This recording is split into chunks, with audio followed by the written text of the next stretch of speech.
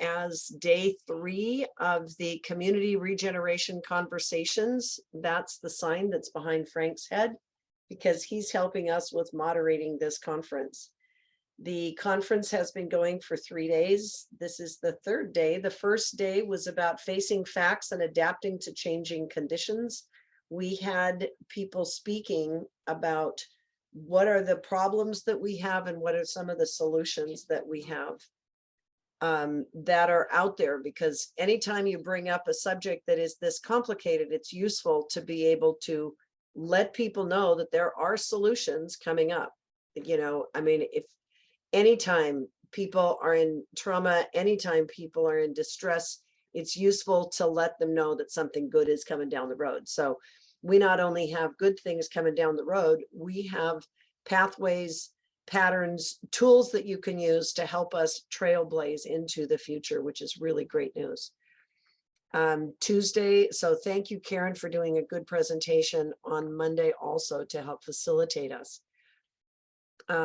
Tuesday, we had a conversation about humane economics, and Alona Krohn was our main opening presenter that day. She did the keynote on how the shifting sands of today and the difficulty we have with understanding economics was complete. That will be a finished product, as will Karen's, that will eventually be distributed on the Intentional Change Network, and they will be posted to our YouTube channels as we go along. Did you have another title for your topic than the ones I just talked about, or was it just humane economics, Ilona, that you want to refer people to? Humane economics really is what I'm standing for. So I think that's a good title. Okay.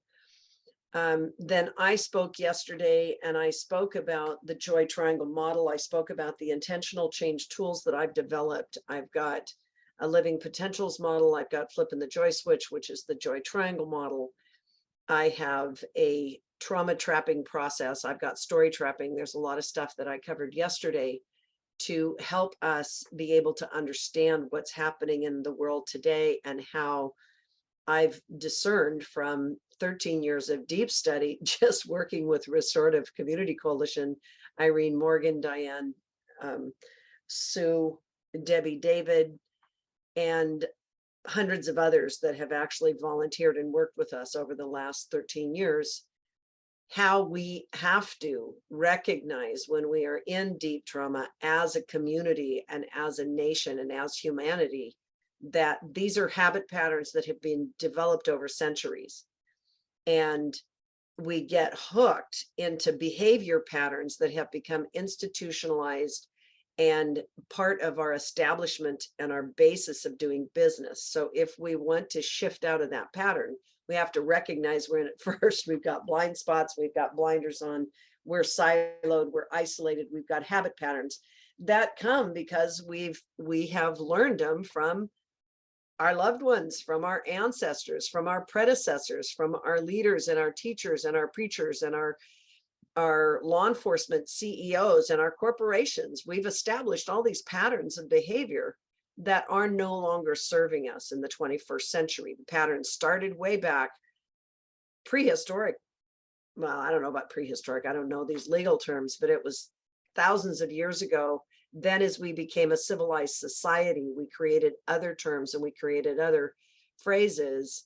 And then the papal bulls came along and it institutionalized and turned a lot of our belief systems into business systems that now control the world. And it's important that we understand the origin, because if we understand the origin, we can change back. And that's part of the precursor to today's conference, where we're convening and we're going to talk about the regeneration and de-escalating systems violence. And one of the first things I'm going to do in just a minute is play a trailer to the Doctrine of Discoveries, a document or a video produced by Steve Newcomb that you can buy the whole video online, but his trailer to the video is really excellent, and I'm going to play that in just a second.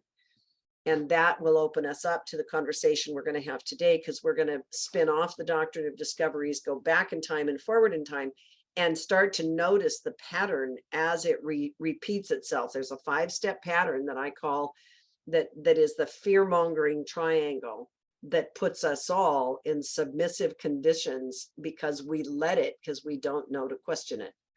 And then I'm going to talk about the joy triangle model and how we can use the intentional change tools to help us diagram our ways out.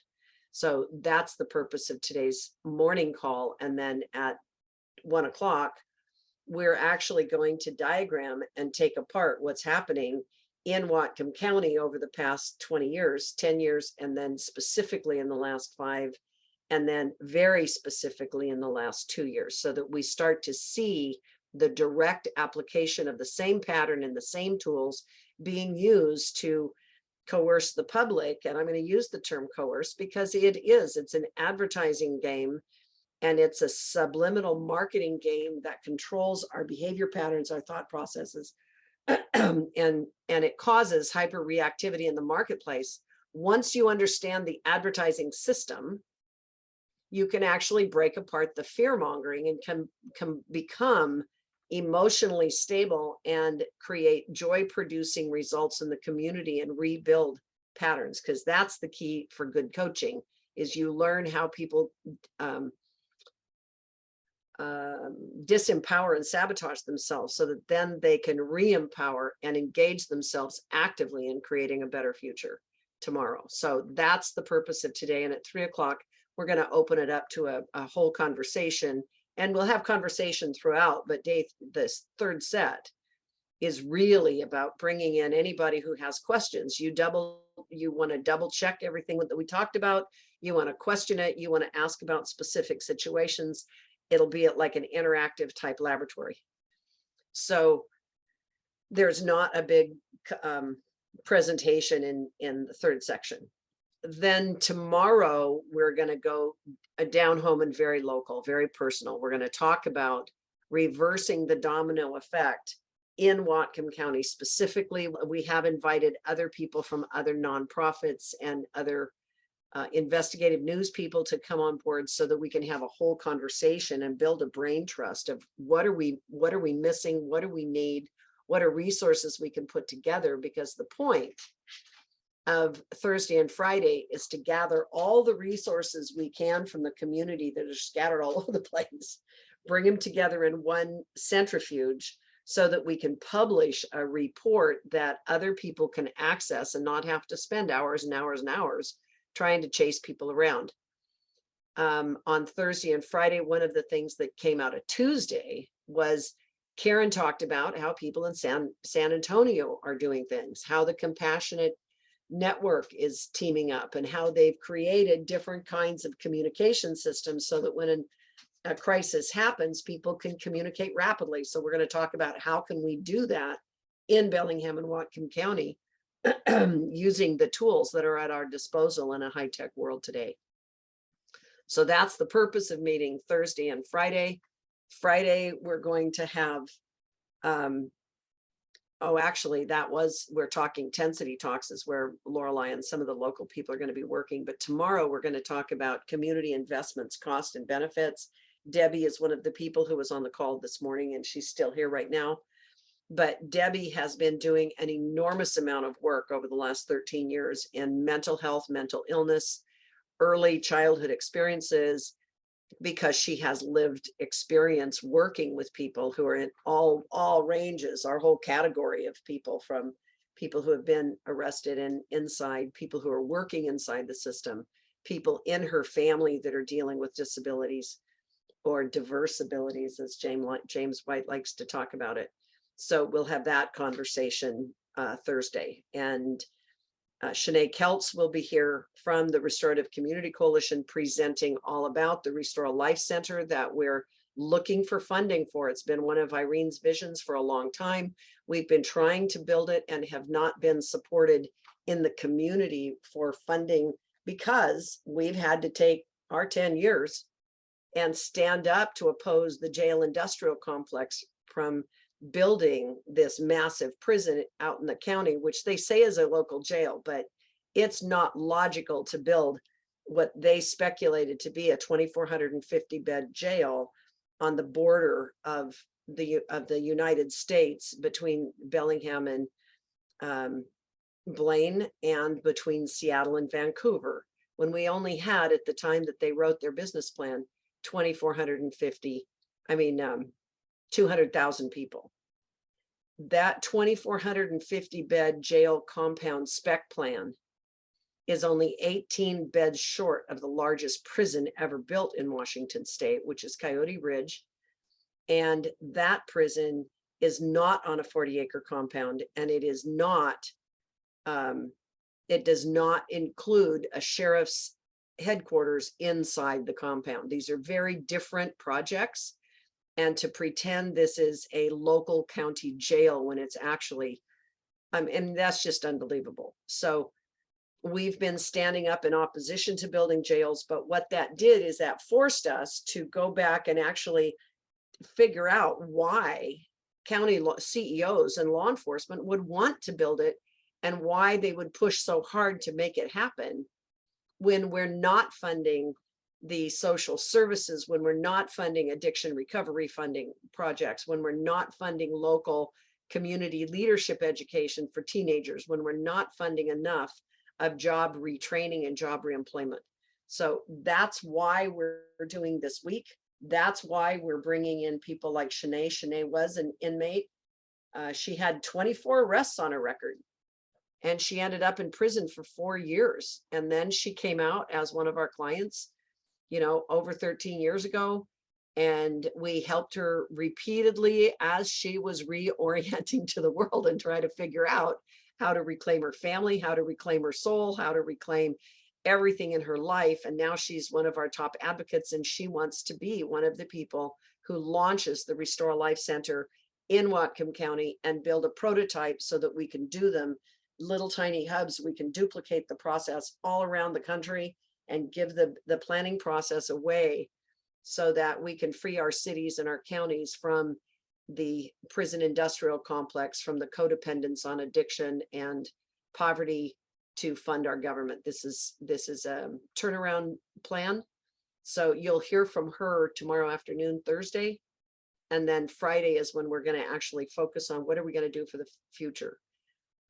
Also tomorrow, you'll hear from Doug Gustafson, who's the founder of Homes Now, Not Later, along with Marcus and Jim, some other people from our local community who were working really hard to get the homeless out of the streets, clear back starting in about 2017, 2018, and the challenges they have in building tiny homes in a county that is wanting to push us all into a monopoly game where we have the government in control of all this. It does not work, and we now know it. It's been shown. It's time to have true crisis intervention, to have true shelters for people who are living homeless and in poverty. We have to have a Restore a Life Center type facility so that we can triage people and put them back out into the community. So that was a fairly long introduction, but now I'm going to turn on the video. I'm going to share my screen and turn on the video. Any questions about that agenda before I start the program this morning? Is that pretty clear? Okay. Then I'm going to go ahead and open up this video, and I'm going to share my screen, the trailer for this. You can buy it and you can rent it, but I think it's really powerful for people to understand. The story of the doctrine of Christian discovery is a story of the doctrine of Christian domination and dehumanization. That doctrine is found in documents issued by popes in the Vatican during the 15th century, which declared war on the non-Christian world and instructed Christians to invade, capture, vanquish, and subdue all Saracens, pagans, and other enemies of Christ, to reduce them to perpetual slavery, and to take away all their possessions and property. If that's part of the Christian message, and by us speaking against that somehow makes us anti-Christ because we're against the domination and dehumanization system, then what does that say about Christianity? But if the domination and dehumanization system is not something that Christians and other people believe in or subscribe to, then they should join us in working to abolish and disestablish the system that has resulted in the dehumanization of original nations and peoples throughout the planet and continues to do so to this day. Indians of the Americas was published by John Collier in 1947. Collier was the Commissioner of Indian Affairs from 1933 to 1945. Chapter 1 is the American Indian and the Long Hope, and it opens like this. They had what the world has lost, they have it now. What the world has lost, the world must have again, lest it die. Not many years are left to have or have not, to recapture the lost ingredient. What in our human world is this power to live?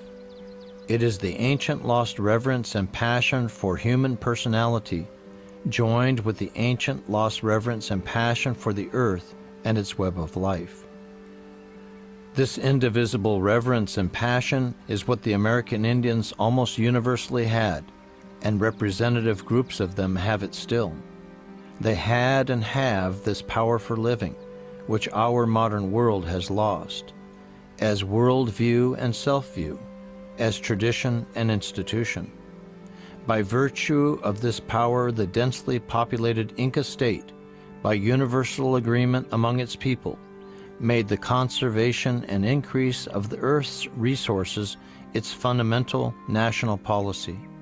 Never before, never since, has a nation done what the Inca state did.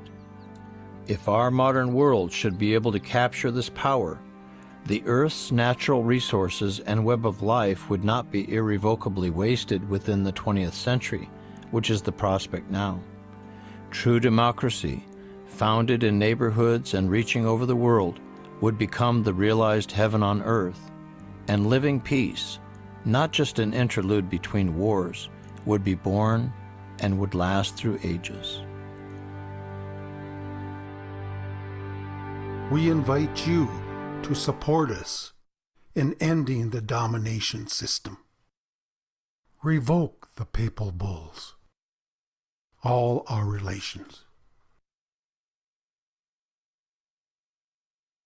I'm going to also go to the Doctrine of Discovery and Stephen Newcomb so that you guys understand how incredible the work that this man has done. He's been one of my coaches in understanding how the Doctrine of Discovery works. And I'm also going to show you the work by this is Doctrine of Discovery at Standing Rock. I want you to understand that there's a lot of information out here from Stephen Newcomb. He spoke here at this one. You can see he spoke at the Vatican with the Pope, talking to them about how to rebuild and how to revoke the papal bulls. He got an hour-and-a-half audience before a bunch of the people through the, I forget what they're called, the people at the top of the cardinals at the Vatican. And so Stephen is an amazing advocate, and he will come on a future conversation with us.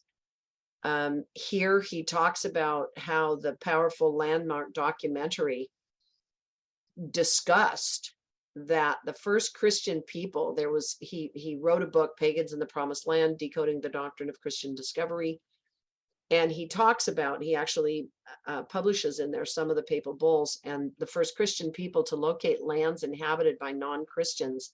And I want to read this. It says, infidels, heathens, and savages, and claimed the right to assert a right of domination to be in themselves. On the basis of this religiously premised argument, the U.S. Supreme Court has defined the land title of the Indian nations as a mere right of occupancy subject to the right of domination on the part of the United States.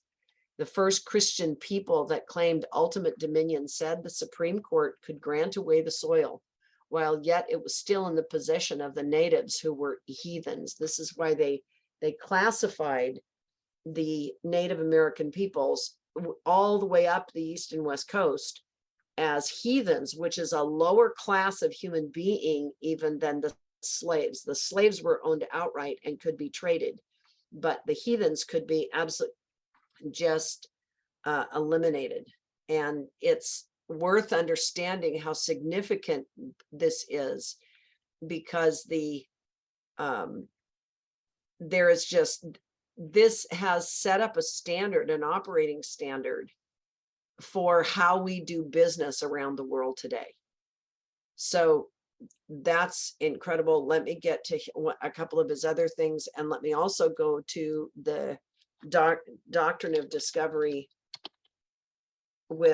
because this is an incredible resource of Paul Magid, who is also one of my teachers. I studied the work that he's done and how he's been very, very active in doing global earth repair, and his background. Hold on, here it is.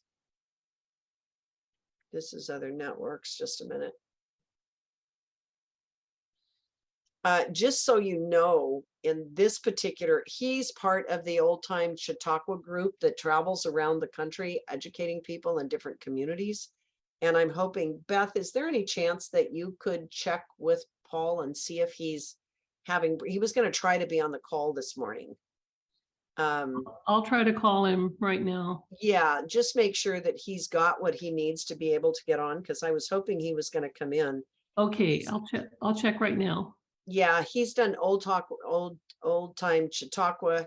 He's a juggler and a artisan who's worked in many different platforms. I'm also going to show you on here my own YouTube channel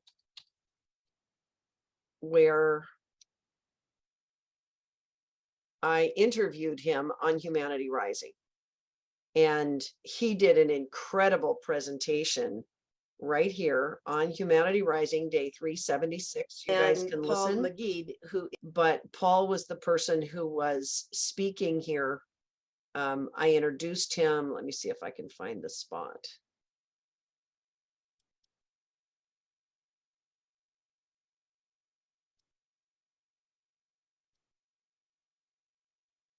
There we go. There we go. There we go. Okay. So there, I can do that. Now, I want to note that when we did this, we didn't do this with him being top billed as an expert in the doctrine of discovery. I was billing him as a person who is one of the most sincere, hardworking people I know in bridging the gaps between theater, intervention in communities, and education. And he's put his life's work into understanding the doctrine of discoveries, how the domination system played out. He's Sephardic Jew and has a 200 years of his own history of understanding how the Jews have been chased around all over the European continents, and it's created problems all over the world. So this is an incredible episode if you guys want to watch it. And we actually, towards the end of this interview,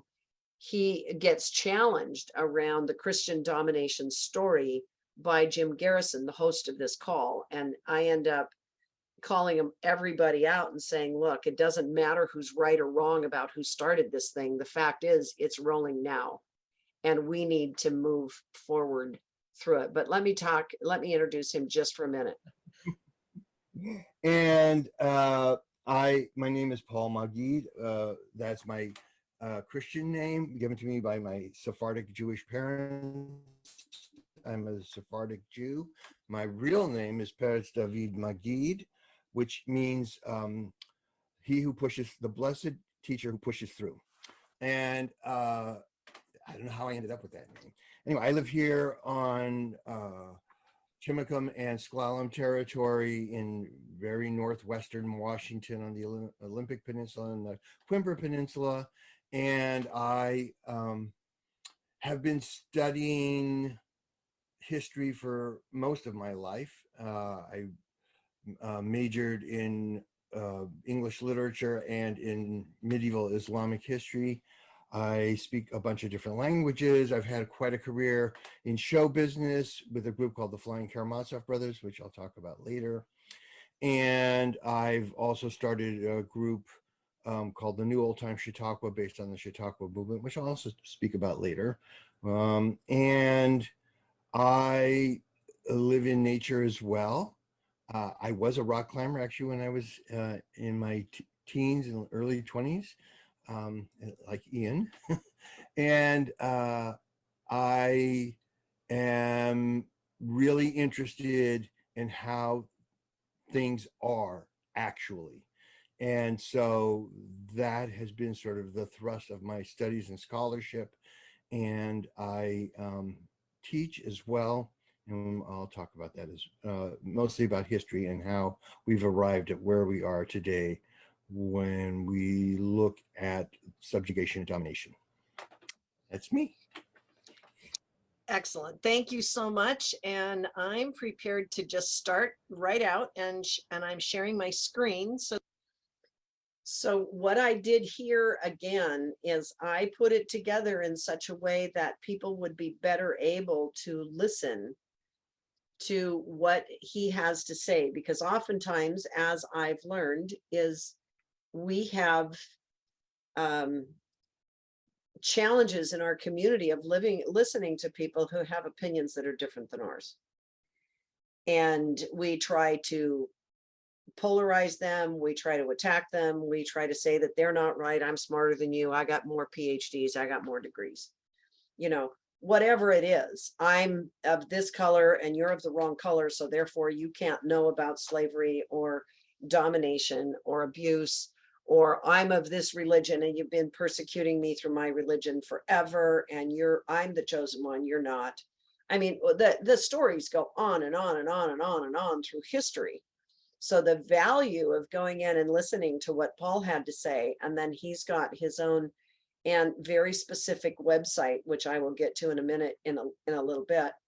Hopefully he'll be able to come on and talk, but he's doing entire series of trainings on how the doctrine of discoveries started. The research he's done, he speaks multiple languages. And so he went back into history, like the beginning, the dawn of humanity, and talks about how we moved from, you know, the hunter-gatherer epoch, and then we moved into different periods of time based upon the analysis that we now have today of what's going on in the world. Like, there's a lot of new information that's out there that many people have no idea about, because we've got anthropological studies, we've got undiscovered documents that no one's read about, we've got a life experience of living in different wars and talking about them. But along with that comes an enormous amount of trauma, an enormous amount of generational pain, suffering, and denial that any of us could have caused it. The problem with that is that, in fact, we also now know that every single one of us is a hybrid of our ancestors. So we actually did cause it way back when, however many generations ago, when we were making different decisions. That, however, is not about us taking on the guilt and the shame and the blame that people pile on us because we have a certain skin color, or because we have a certain religious heritage, or because we were born and raised in a certain area and the wars happened on our land, or we were part of the war system. These things are all part of our history, and we need to notice that we are here right now in this point in time, and we have a choice to either continue to live into our past habits, or we have a choice to move into our future. So this morning, I noticed that there's a couple other people who have joined us. I'd like to welcome you to the call, and know that, you know, if and when Paul can come on, I would like him to take over a little bit more of the discussion. But at this point, I'm just going to continue with what I know to be true, because I'm not as good at history and at analyzing all these things. But I also did an episode on Humanity Rising that was about standing up with power. Actually, I'm going to open that screen, and I'm going to show that screen also. Share screen, because I think it's useful to understand that I'm taking the conversation that we're having here I'm taking it national and international, and I've already done so because it is essential that people understand that I'm not fighting against any particular police. Oh, hold on. I got to back up. Stop sharing. I got to go back and I got to remember share screen, share sound optimize for video clip. Okay, good. And I'm on this screen right here, which means that I need to go back up to the top. Forgive me for a second. Actually, John, if you would introduce yourself really briefly while I'm queuing up this video, that would be nice. Or if there's somebody else who's come up, Kasha, that needs to be introduced, please let them introduce themselves.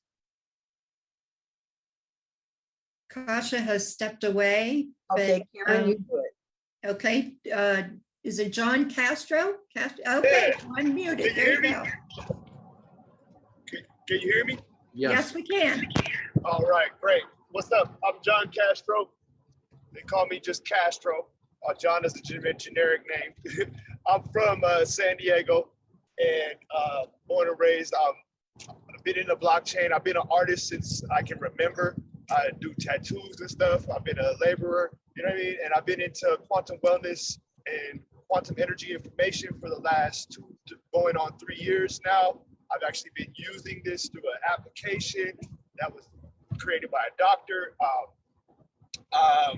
I'm in the blockchain space and I'm developing a project that is literally synonymous. And I'm out here texting my partners right now, you know, speaking that you guys are talking about the vibe of our application, which is tri-unity. You know, you guys are joined, we all are joined here to eliminate inequality within, right?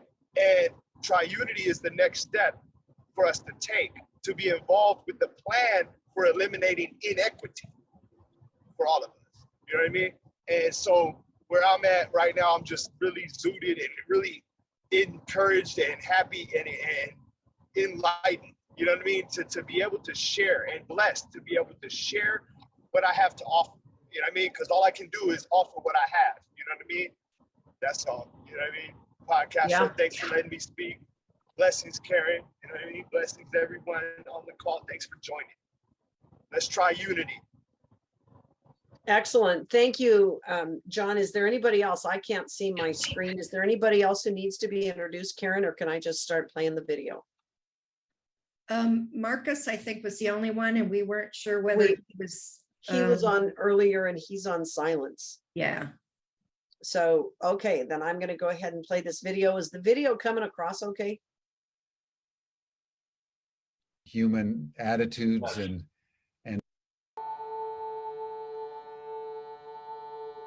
We have a black box right over part of Jim's. There you go. just make it big.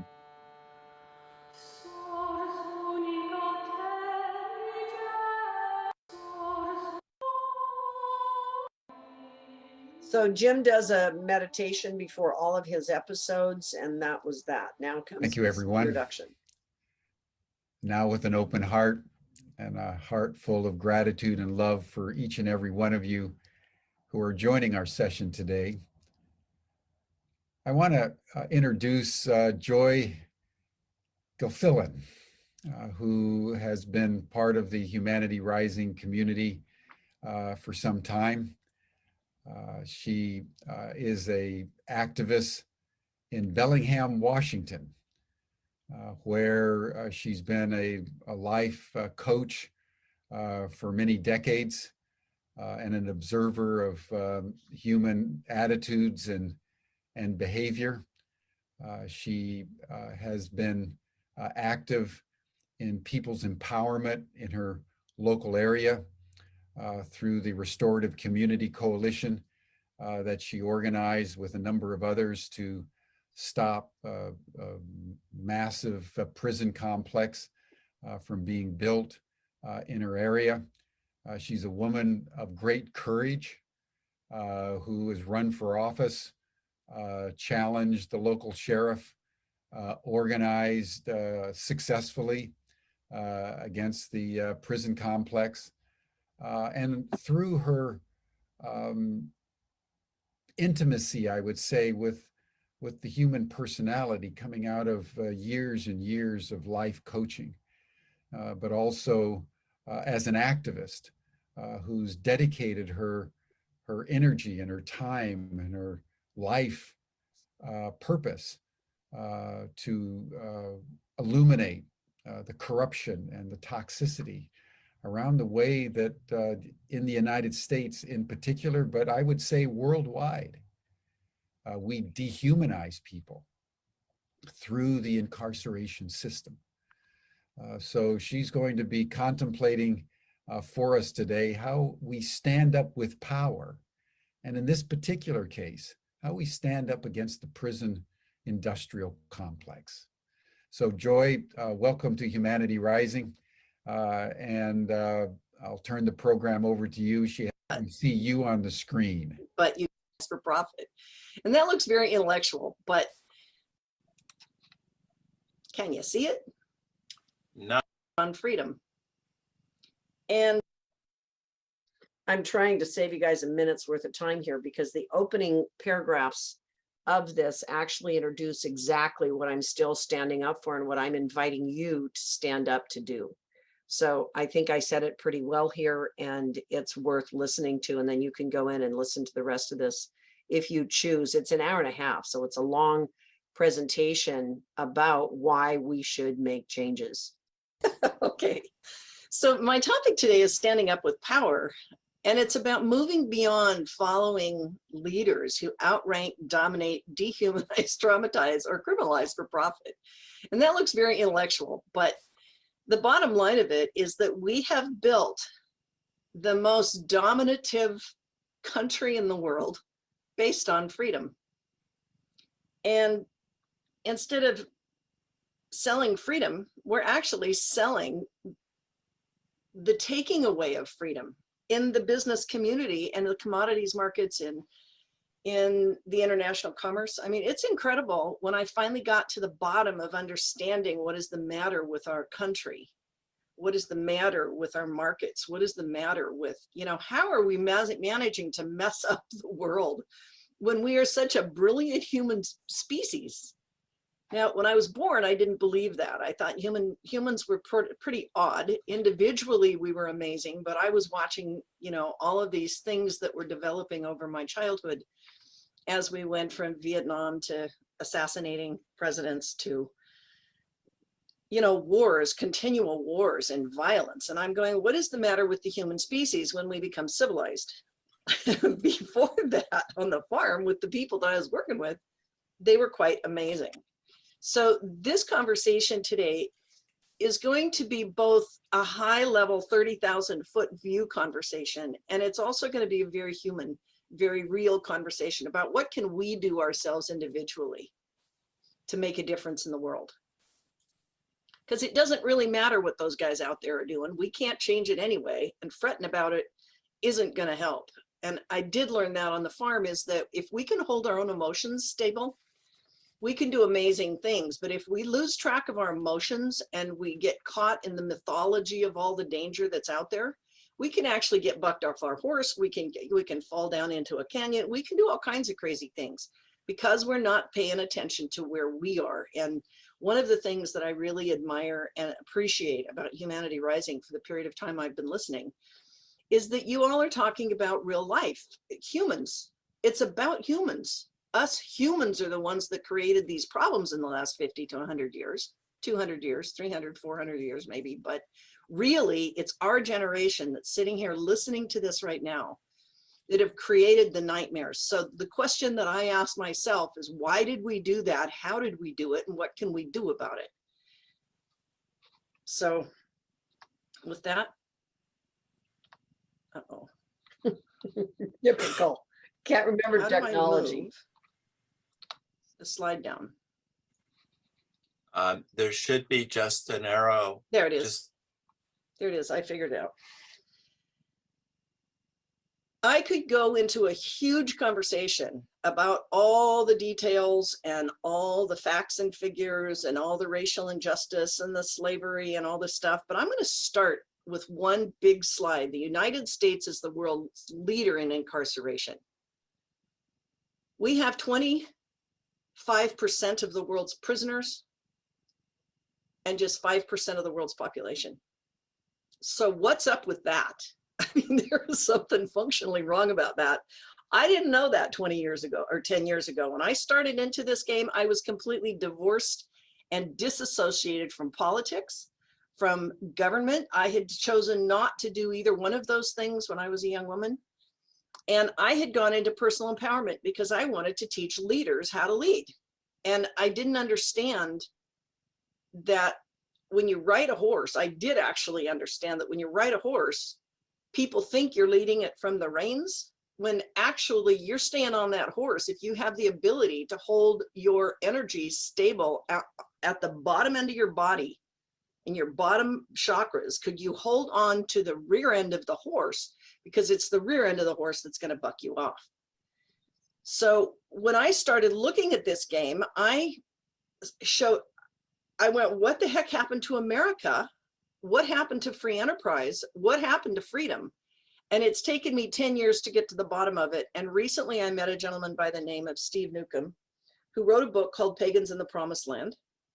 And I'm going to talk about more about him and a couple of other guys that are related to this. But he wrote a book, Pagans in the Promised Land, about the doctrine of discoveries and about the papal bulls that were written back in the 12th century that controlled shipping and commerce as people came to America and settled the Americas, and how the dehumanization from the Indo-European, Eastern Europeans moved across the seas to land in America. The indigenous people in that book, when you really do read the details underneath it, and I'm going to at some point interview Steve Newcomb and Paul Magid and Jewel James and some of the other people that are experts in this work. I'm going to interview them on some of my Joy Talk radios, but for right now, in the bottom, you know, at the baseline, what happened is that when the papal bulls came here and they became the basis of our legal and justice system and the rights to own and take over land, what happened is that indigenous people were called heathens. They were less than human, and their lands could be taken, they could be slaughtered, it didn't matter.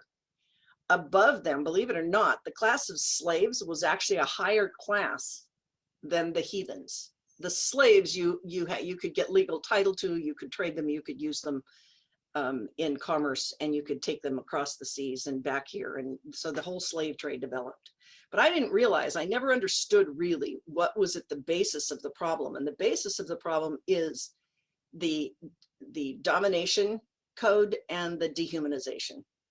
So what's happened is, by today, this is 800 years later, by the way, this is 800 years after the time the Doctrine of Discoveries and the Papal Bulls were written in the 12th century. We have now followed the leader and done the same thing that the empires and the emperors of 800 years ago, how they managed their world. And you know what? Back then, the land was flat. We believed the earth was flat then. Today, we know better. And so what we've done, however, is we've stayed with the same kinds of business models, the same kinds of thinking, and arrested humans today are now considered debt instruments to the municipal governments and the government organizations that own the body at the point of arrest. And they become a secure and untradeable government asset. Now, I don't have time to go into that, but what I want to say is it has created a huge economic problem in the world. It is the #1 problem, in my opinion, is changing and understanding the economic and the overcast, the middle class caste, the average caste system, and the outcasts who are less than human. As a result of that, 1 in 6 Latinx men. So we sort of talked about that yesterday, but I wanted to reinforce how much and how important the doctrine of discovery was in this pattern. And I want to talk about the speed by which, because this is a question that oftentimes people don't understand. How in the world can I even imagine that we could change the world? Well, I can imagine it because we are doing it every single day, all the time. That 1 degree, 1%, one influence, one circle of influence that I talked about yesterday is real. And there's this specific slide in here that helps us to understand how big this is.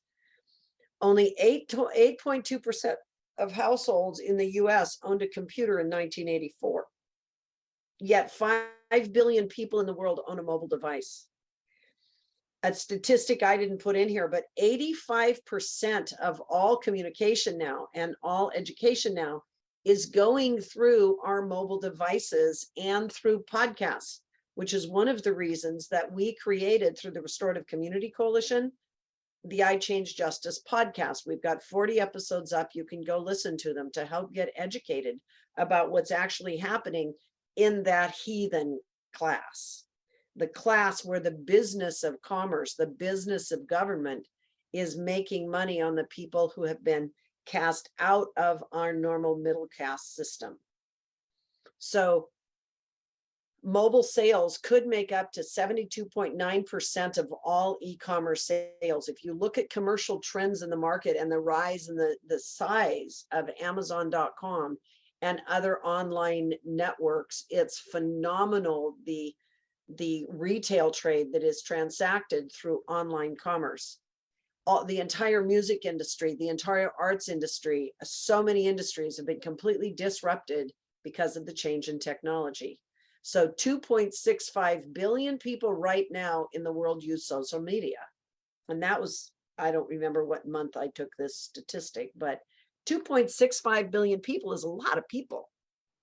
So if through social media, we can adapt our older brains and habits into communicating with the indigo population, with the younger generations, with the people who have adapted to the changing media environment, we can directly influence people today. 40% of the world's population has access to the internet, but guess what? 2.65 billion has access to mobile devices, and those are two different conversations. So 90% of the world's data was generated within the past 2 years alone, and the speed of change is remarkable. Now, if people don't believe that we can change that fast, this is the problem we've got. This is the same model that I'm going to be talking about earlier. How do we flip from fear-mongering to joy-producing? It's the same model applied to a different platform. So with that, I'm going to Fake food economy to prop You up. guys can go in and watch the rest of this video at your leisure. There's a whole lot of information, and then there's questions and answers in there. There's also more. I convened 70 different panels of people who spoke on this particular day, including a fellow and including Irene and a woman who was working on the projects in, wow, he's really animated here. But this is where we're working with this woman who's working in the Ukraine at the time, trying to help people deal with the traumas that were coming. So just know that this is a pile of information in here that I don't have time to go over, but we're going to. That's Joy at Joy Talk. Now back to Whatcom County. Can I just make one intersection in here, Joy? Yep. In terms of the episodes with Humanity Rising, Yep. all of those can be found on other networks. Yes. That Stan did, and I know many of the, I'm having trouble getting networks spelled correctly here. That Stan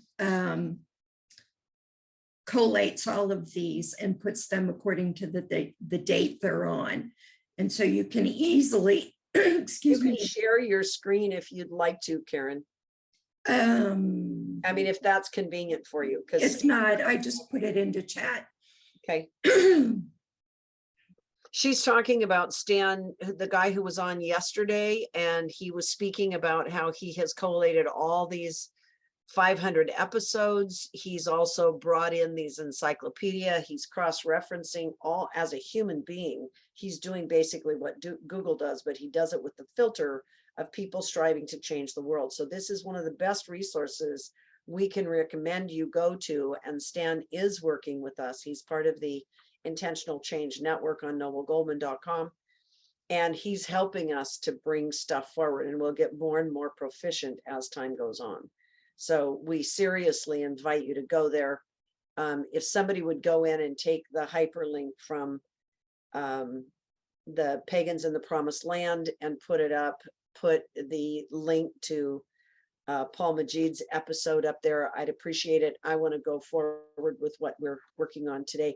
Are there questions, and was that useful to hear? I'm just curious because I feel funny playing other episodes when I'm here. But was that useful? Please give me feedback. Go ahead, Mel. I can't hear Mel, you. you muted yourself. I'm, You're You still. did it again. no, I keep I'm not working together. Sorry about that.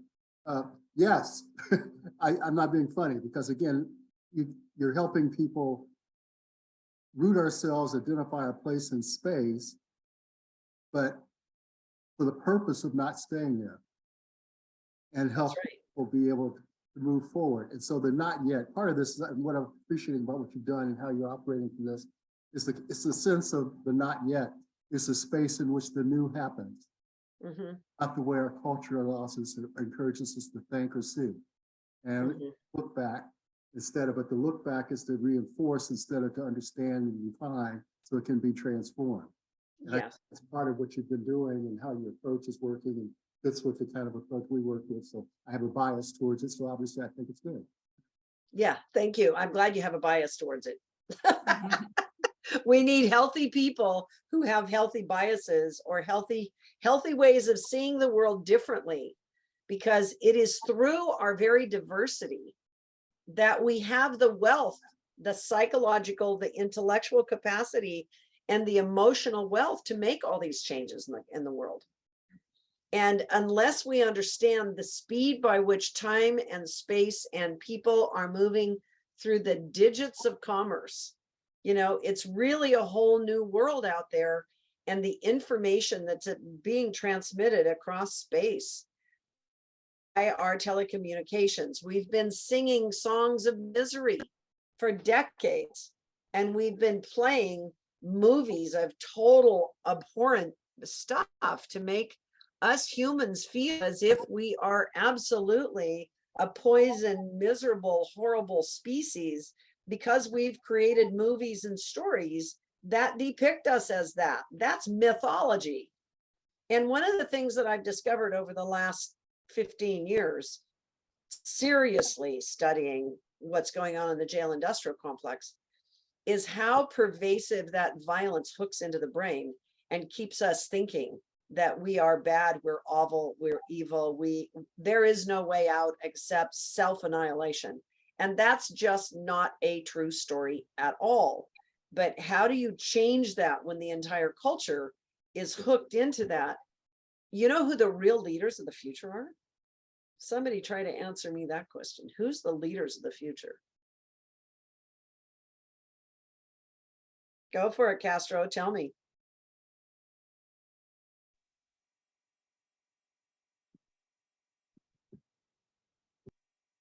I'm not hearing you for some reason, Castro.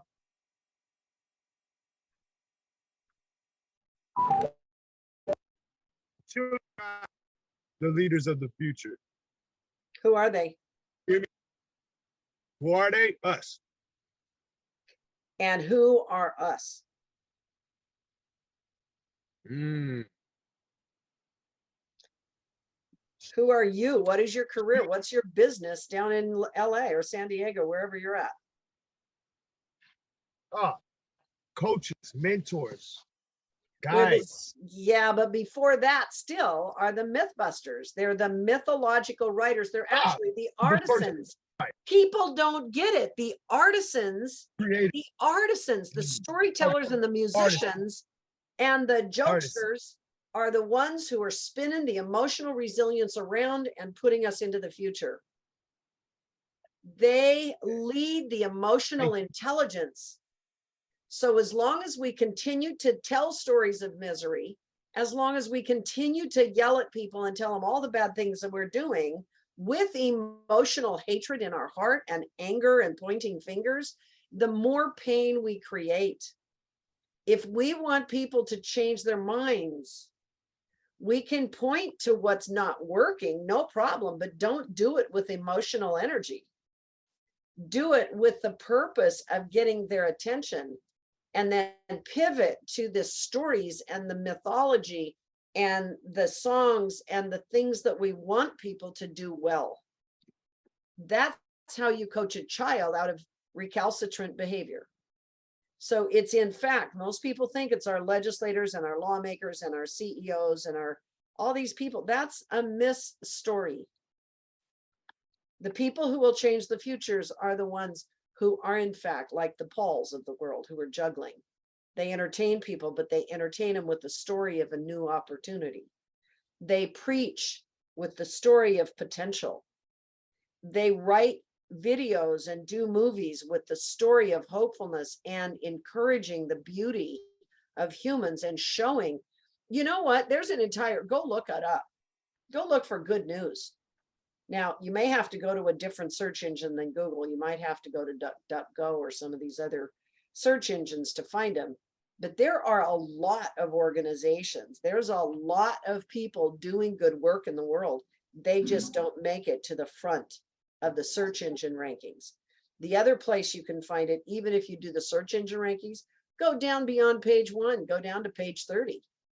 You might find some other stuff. There might be 30 million hits on a set of search words, but go down a ways and look at all the other stuff that's showing up that isn't indexed high.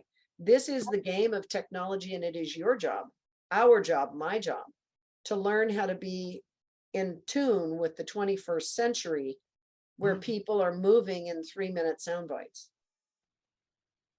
I just love that what you're saying, Joy, that you're the one saying that right now, Joy.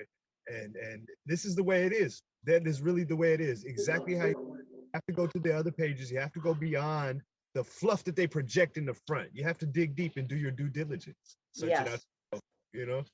And look for stuff that's true, and then start promoting the stuff that's true, which is why we are launching the Civic Joy music. Tomorrow I'm going to play one of Ava Sikowski's songs, if you guys remind me to do it.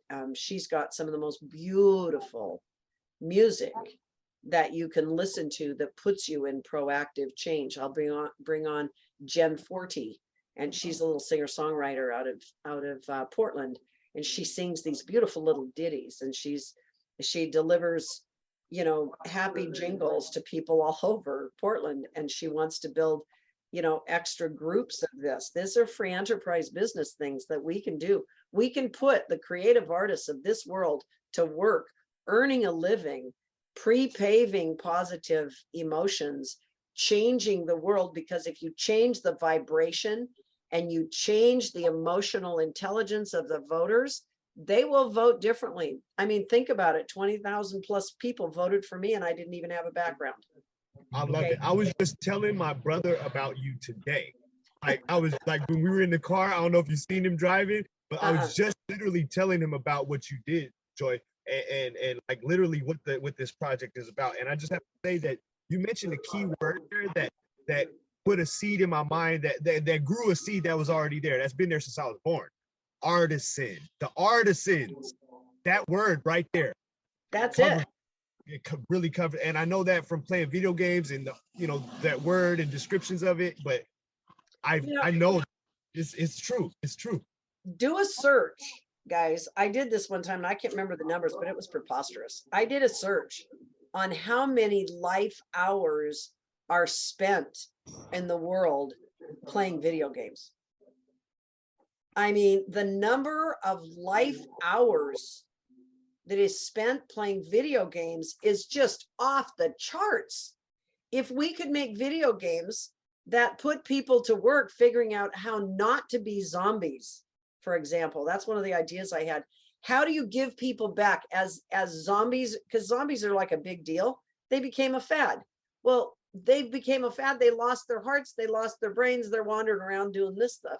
Well, let's make an app that allows these zombies to reclaim their heart and reclaim their brain because they're volunteering in community. I'd love to see somebody make that. Look, you just described the app that we're building. Good. The Triunity app. You just described what we're building. I got a business strategy, a storyboard I can send you, because that's been in my vision board for a long time. And I talked about it, but I don't know people who build apps and make games. So if we knew big people, I got all kinds of ideas. And Oh, I got yes, people, we got a link. We got a link let's and build do it. together. Okay. So Oh. Alona, you've been trying to speak. Go for it. You muted. Sorry, yeah, thank you. I just wanted to say I'm really excited because I saw a vision in 2005 about the new reality and the new economy and the new world. And artists for me, and artisans, you know, it's slightly different, but artists for me are like the angel choirs who celebrate life, and they basically keep the frequencies and the vibrations up for everyone else to step into themselves and speak in their own voice. So everything starts with the creative people who are creating from the right brain. That is not the logical side of the brain, that is the creative side of the brain. And we have been completely disconnected and trained out of using that.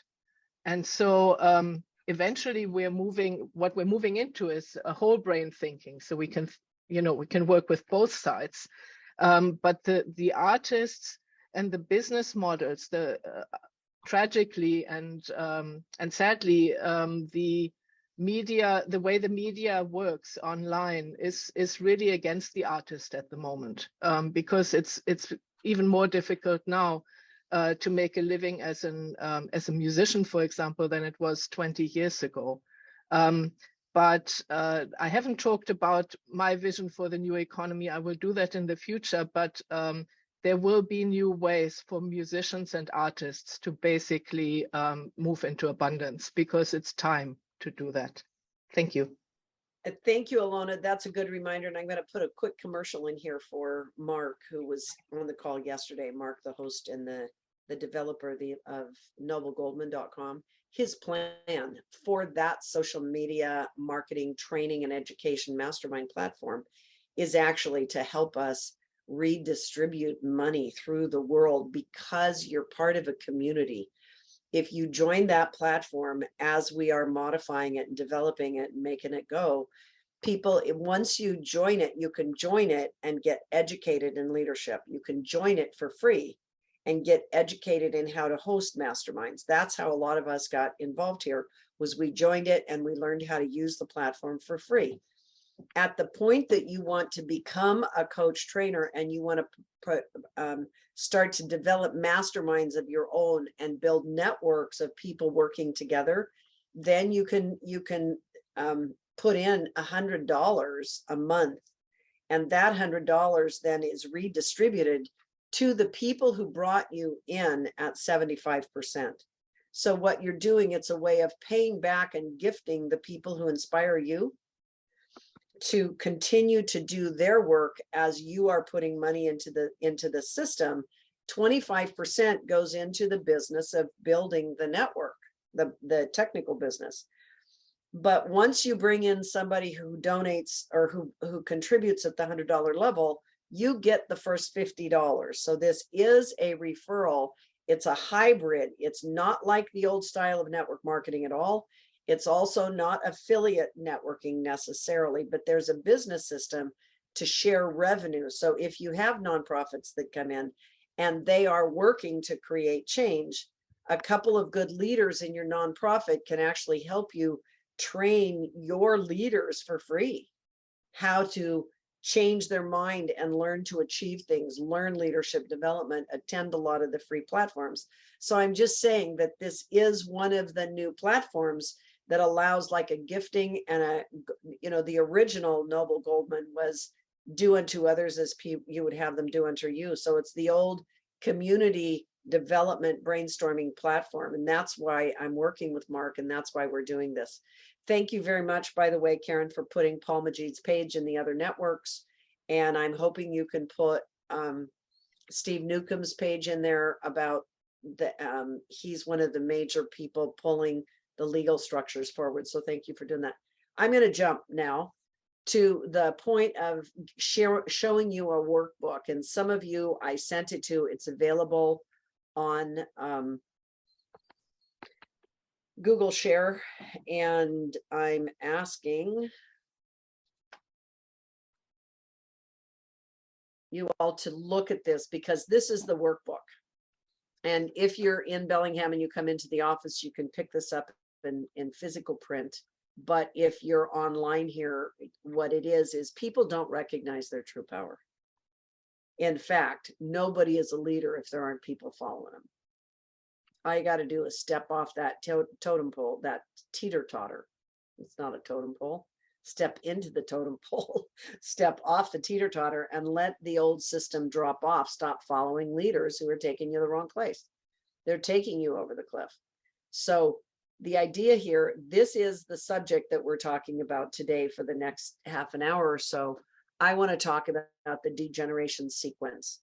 This is what I've figured out after studying the history of domination, after studying what was going on in Whatcom County, after studying the abuse systems, domestic violence, compound civic domestic violence. What I watched on January 28th in 2021 in downtown Bellingham was horrific. I watched our entire community. January 28th was Camp 210.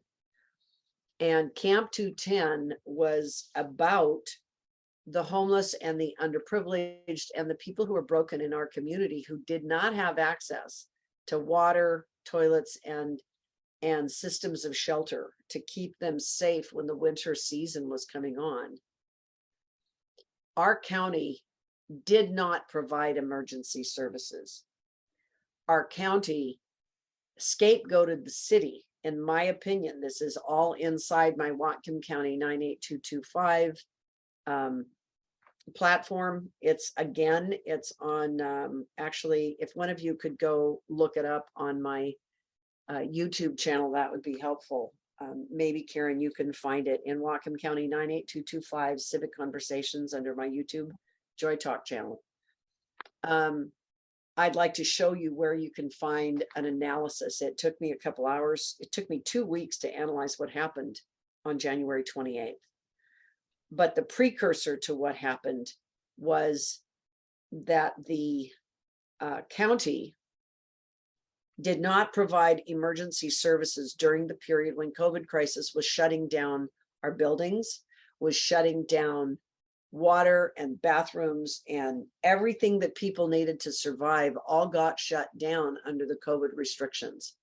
And Whatcom County was in charge of that.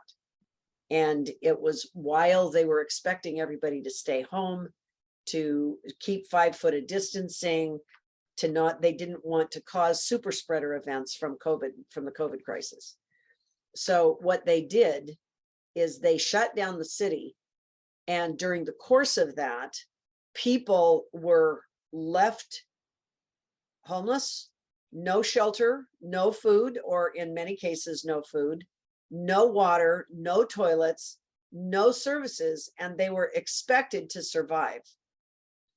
Now, people can argue with me about that, but I was there and I watched it, and I spent 2 weeks afterwards interviewing all these different people across the community, people who volunteered on site, people who were there. I was there. I went to the site the day before the city and the county said that they were going to try to move the homeless out of downtown, and they came in a day early. They betrayed the trust of the people living at that camp, and they betrayed the trust of, hundreds. Actually, I figured out that there was at least 1,500 people who were volunteering in our community with the goodwill of their heart, providing food, shelter, transportation, trying to help people have water, trying to get them services that they needed to be safe so they would not violate the laws that said you have to stay home and get out of the community and stand away 5 feet alone. Well, when you're homeless living in the streets and you have nowhere to go, and you have friends and family that are trying to get help to you, and they can't get it to you because they're shut down, and you're having to not grieve properly when people die. You're not supposed to go to the hospital. You can't help your loved ones who are in the hospital. This is cruelty on steroids. I mean, that was cruelty on steroids in the first place. And I didn't fully understand the impact of that until I talked to Marcus, who was one of the boots on the ground people. He was one of the guys on the call a little earlier. And one of the other boots on the ground people was Lorelei. She'll be on the call tomorrow, but she was doing boots on the ground work. Another person was Flip Breskin. There were other people in this community that were working. There were dozens of nonprofits who were interested in being boots on the ground, and they were helping, and they were sending letters asking the city, don't shut this down, give them services, help them do emergency services. And so when Camp 210, when they brought in a day early, and I was just talking about you, Marcus, and I'm giving you credit. So you don't have to talk much. I'm just giving you a lot of credit for being the person who woke me up to the fact. And Missy, one of your board members, she calls herself Missy Pissy Whiner because in high school she was called that, right?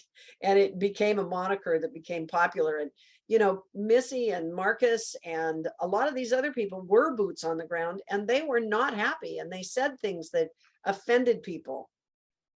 And they yelled, and they, you know, they were reacting to the trauma that these people were experiencing. So when Camp 210 happened and the mayor said, county sheriff, yes, you can go in, we need your help to move the people out of Camp 210, which was on the city lawn in the city library, there were 4 police departments that all showed up on the scene a day before people were warned. And they said that they were there for public safety because there were perpetrators from outside the city and people who were agitators wanting to create harm in the city. And whether that's true or not isn't the point. The thing that I recognized when I went down there, because I had run for Whatcom County Sheriff, because I was on a peacekeeping mission. My goal was to go down to try to defrag the suffering and encourage people to bring peace. The sheriff literally, in my opinion, could have walked into the streets on that day and said, stop it, everybody. We're going to put a tent over here. It's in my control. I'm the emergency director. I can put a tent over here on this property. We're bringing food and water and shelter and heat there so you can stay out of the danger of the COVID crisis. He, in my opinion, absolutely could have done that. That's what happens in emergency disasters. And he chose not to do that. And in fact, our county could have provided those services at the beginning of the season and stopped pretending that base camp and these people, that this was some kind of a moral depravity problem, that people were not, you know, if you're a drug dealer or if you're sick or you're drunk or you've got a problem and you don't qualify to go in here, well, you don't leave them on the streets in disaster. In America, what are we doing? What are we doing? So I went down there trying to figure out how could we stop the crisis? How could we help people? And what I witnessed was 4 law enforcement agencies with snipers on the roof, with drones circling overhead. I watched social media be blown up by our own officials to inflame the situation so that people would be scared of going into our civic center. They cordoned off the entire civic center and shut people in order for me to get in the facility to help people. I had to walk 3 blocks around the outside, and I parked as close as I could figure out how to get there. And I know a lot of corners in this town to get around things.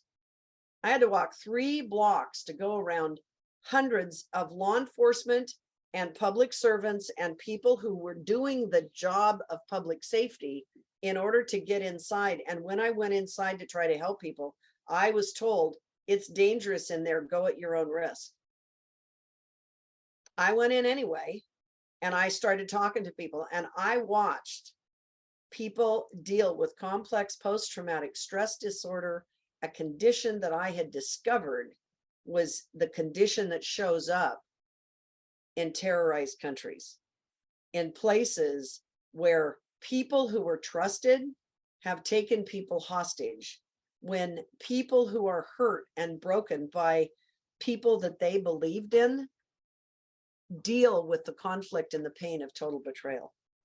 And I had some of the people just hug me when I came in, and they were just sobbing because their friends and their family were being traumatized and they were having to run, and they didn't know where to run to. There was no safety zone prepared. There was no way to get away from what the county had alleged was a great big, some kind of political uprising and protest. And sure, there are agitators. That's one of the things we're going to talk about in a few minutes. When you have conflict, there are specific people that are brought in to agitate and create a problem. Because if they can agitate a crowd, they can create civil war. They can create violence. They can get people fighting, because then the cops can come in and really squash the system. So I watched it happening, and I'm going, what in the world? We had one city councilman that was out in the streets trying to bring peace. He was trying like heck to bring peace, trying to understand, try to tone it down. But you know what? Our county wasn't out there.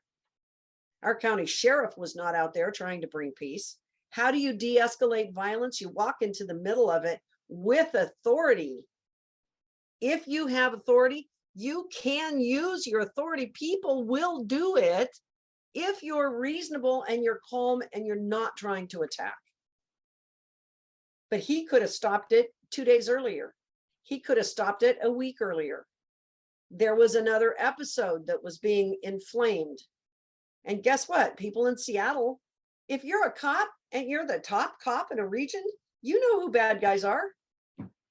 You know who these agitators are. If you don't, you ain't doing your job. You got a whole bunch of cops out there running surveillance. You do know who's agitating.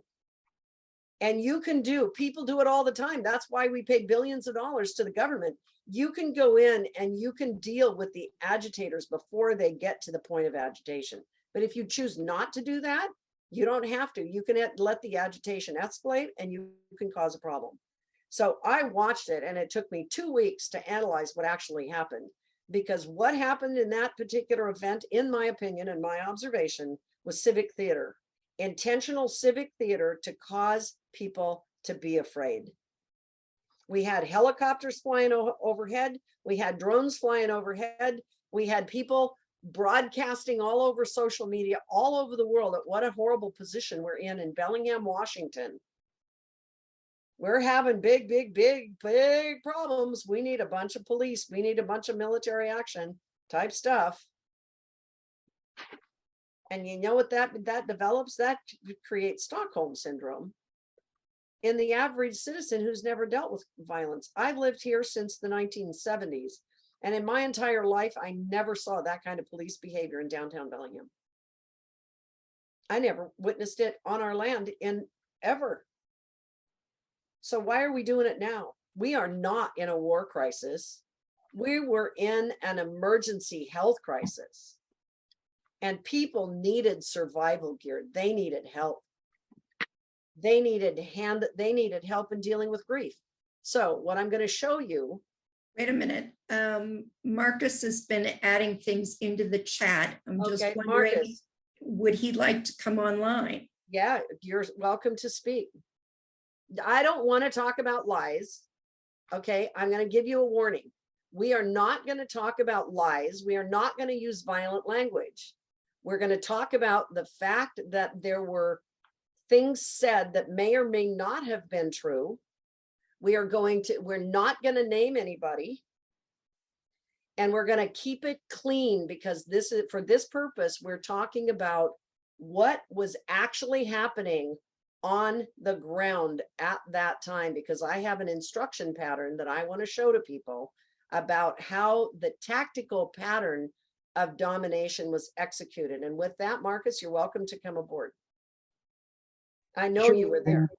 I've got minutes, and I hear you were talking about that stuff, and I might be able to add some clarity. I was at 210 for most of the time. The first month and a half was pretty much my watch every day. And there was a lot of stuff that we had set up then that fell apart when I had to pull out for pre-surgical prep for hip replacement. And so I showed up at that suite with on a walker, and I also had to go about 3 blocks. There was Holly. I'm not gonna say names, right? There were 2 city councilors and 1 county councilor present. Okay. And so I would disagree with they didn't know anything about it, that was happening. It was beyond their purveyance. Stop. I Sure. want to be clear. People don't know everything going on. So I'm going to be very clear about what we're talking about here. We cannot make allegations that people did or did not know what was going on. They may or may not have authorized it. Okay. We had a mess. Okay. I thought I heard you say that you felt that the counselor present could have done something. He wouldn't have known anything about it. Is what I was trying. Couldn't know anything. He couldn't know okay, when I talk about that, he doesn't know what the sheriff knows. The sheriff is in dominative control. The sheriff knows all that's going on there, and they don't know what the sheriff's thinking. They don't know what the cops are doing. They don't know. The counselor doesn't know. He's doing the best he could. Sure, and of course, I don't want to speak with any violent language either. One thing that I think that is important, probably to understand, though, and probably why things got rushed along, other than what was considered a credible threat, considered a credible threat, and that's again to be debated, right?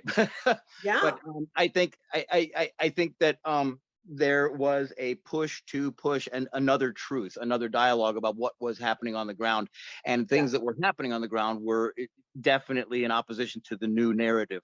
That narrative needed to be invented, in my mind, for a very important reason. I guess you don't want me to talk about that reason. If you'd like me to, I will, and you can ask. But in fact, I feel that that's, I personally, I can tell you all this. I personally wrote emails, several emails, multiple emails to the health department, to Erica Lautenbach and her inferiors. I also don't mean that in any negative way. Okay. There are narratives that were going on, but I don't want to go into the tiny details of what happened that day, because there were hundreds of people doing lots of things. Sure. I'm just trying to establish briefly, if I may, that several contacts were made asking several different providers to come in and help, and they absolutely refused constantly. And that is not the current narrative nor the narrative they had in their mouths when they shut that thing down. They changed that. And that I totally agree with, because, and again, I want to go to the top of the heap. Who's in charge of the domination? Who's in charge of the law? Who's in charge of the spin doctoring? Who's in charge of the press releases? Who's in charge of the narrative? And who controls all those bureaucrats and all those divisions underneath them? The sheriff, in this condition, because we were under emergency declarations, unless I'm completely off base, and I don't think I am, the sheriff is in charge. He's the highest ranking official of all those people. And there were hundreds of people who spoke, who were sending emails, who were asking for intervention. There were entire organizations that had signed up. And you know all this, Marcus, because you were there and you were involved. And I give you credit for all that. But it wasn't about just the health department or just the police or just public works. No, I absolutely agree. In fact, it does have to do, it would be strategic command as we've come to know it, which we don't really know. Most city and county councilors have no idea who is even part of strategic command. That's the point. So that is the executives of the city and county, the sheriff's department, and the chief of police. No, it's the sheriff. Well, they were all in strategic command. Marcus, you need to hear this. The sheriff is in command of the entire apparatus. I don't care how they pretend that unified command works. I don't care how they try to diffuse the public story. I don't care who's arguing about anything. The one thing that I have studied and I know is that sheriff commands the whole darn thing.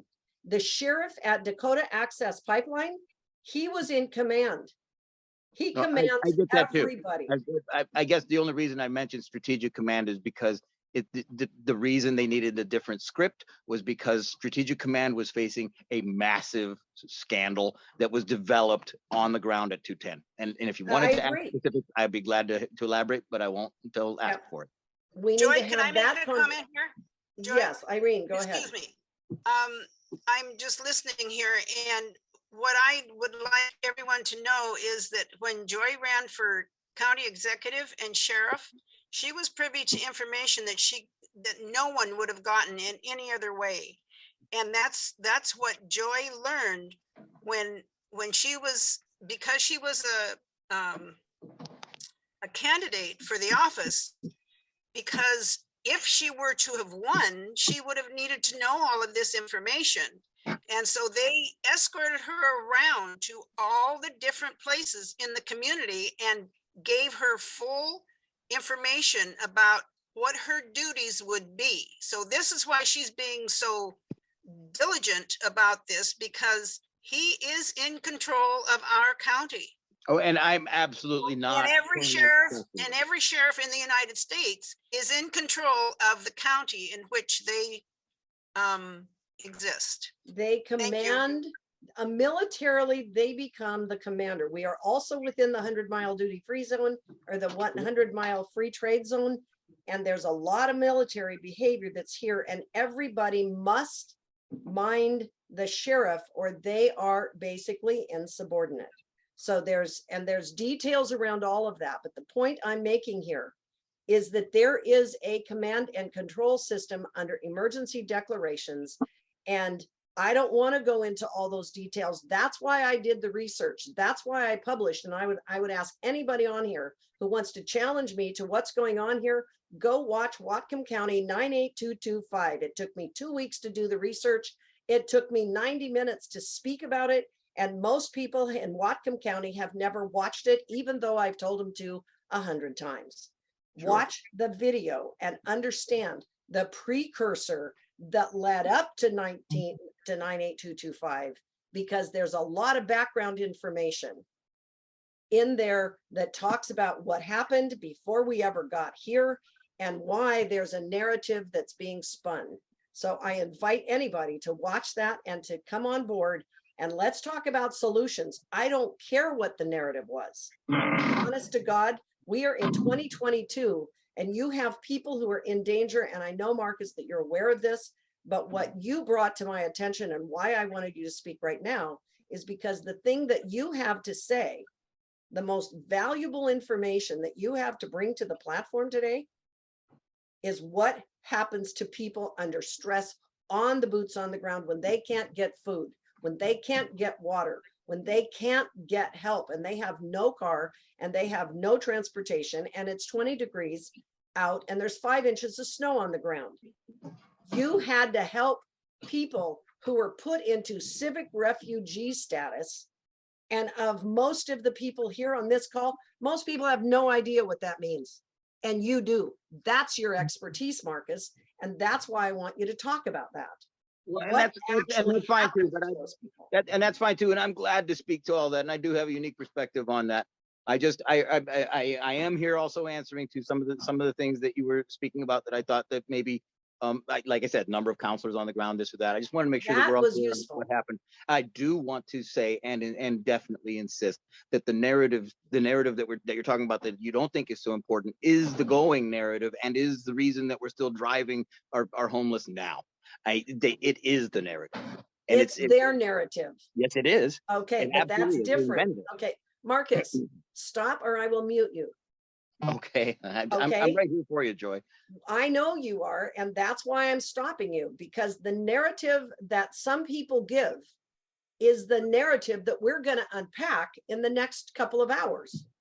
I want you to understand that there is a pattern to every narrative, and there is a pattern that ran before that narrative and a pattern that ran after it. And the people who are here today who are trying to build that jail and trying to pass a 2,450 bed jail under the cover of darkness, pretending that it's a local jail because a bunch of homeless people are causing crime rates to rise, is a false narrative. That's a false narrative. And they're spinning it. And people are being persecuted. there's vigilantes going into neighborhood groups. There's a whole spin doctor narrative going out there, and I understand it.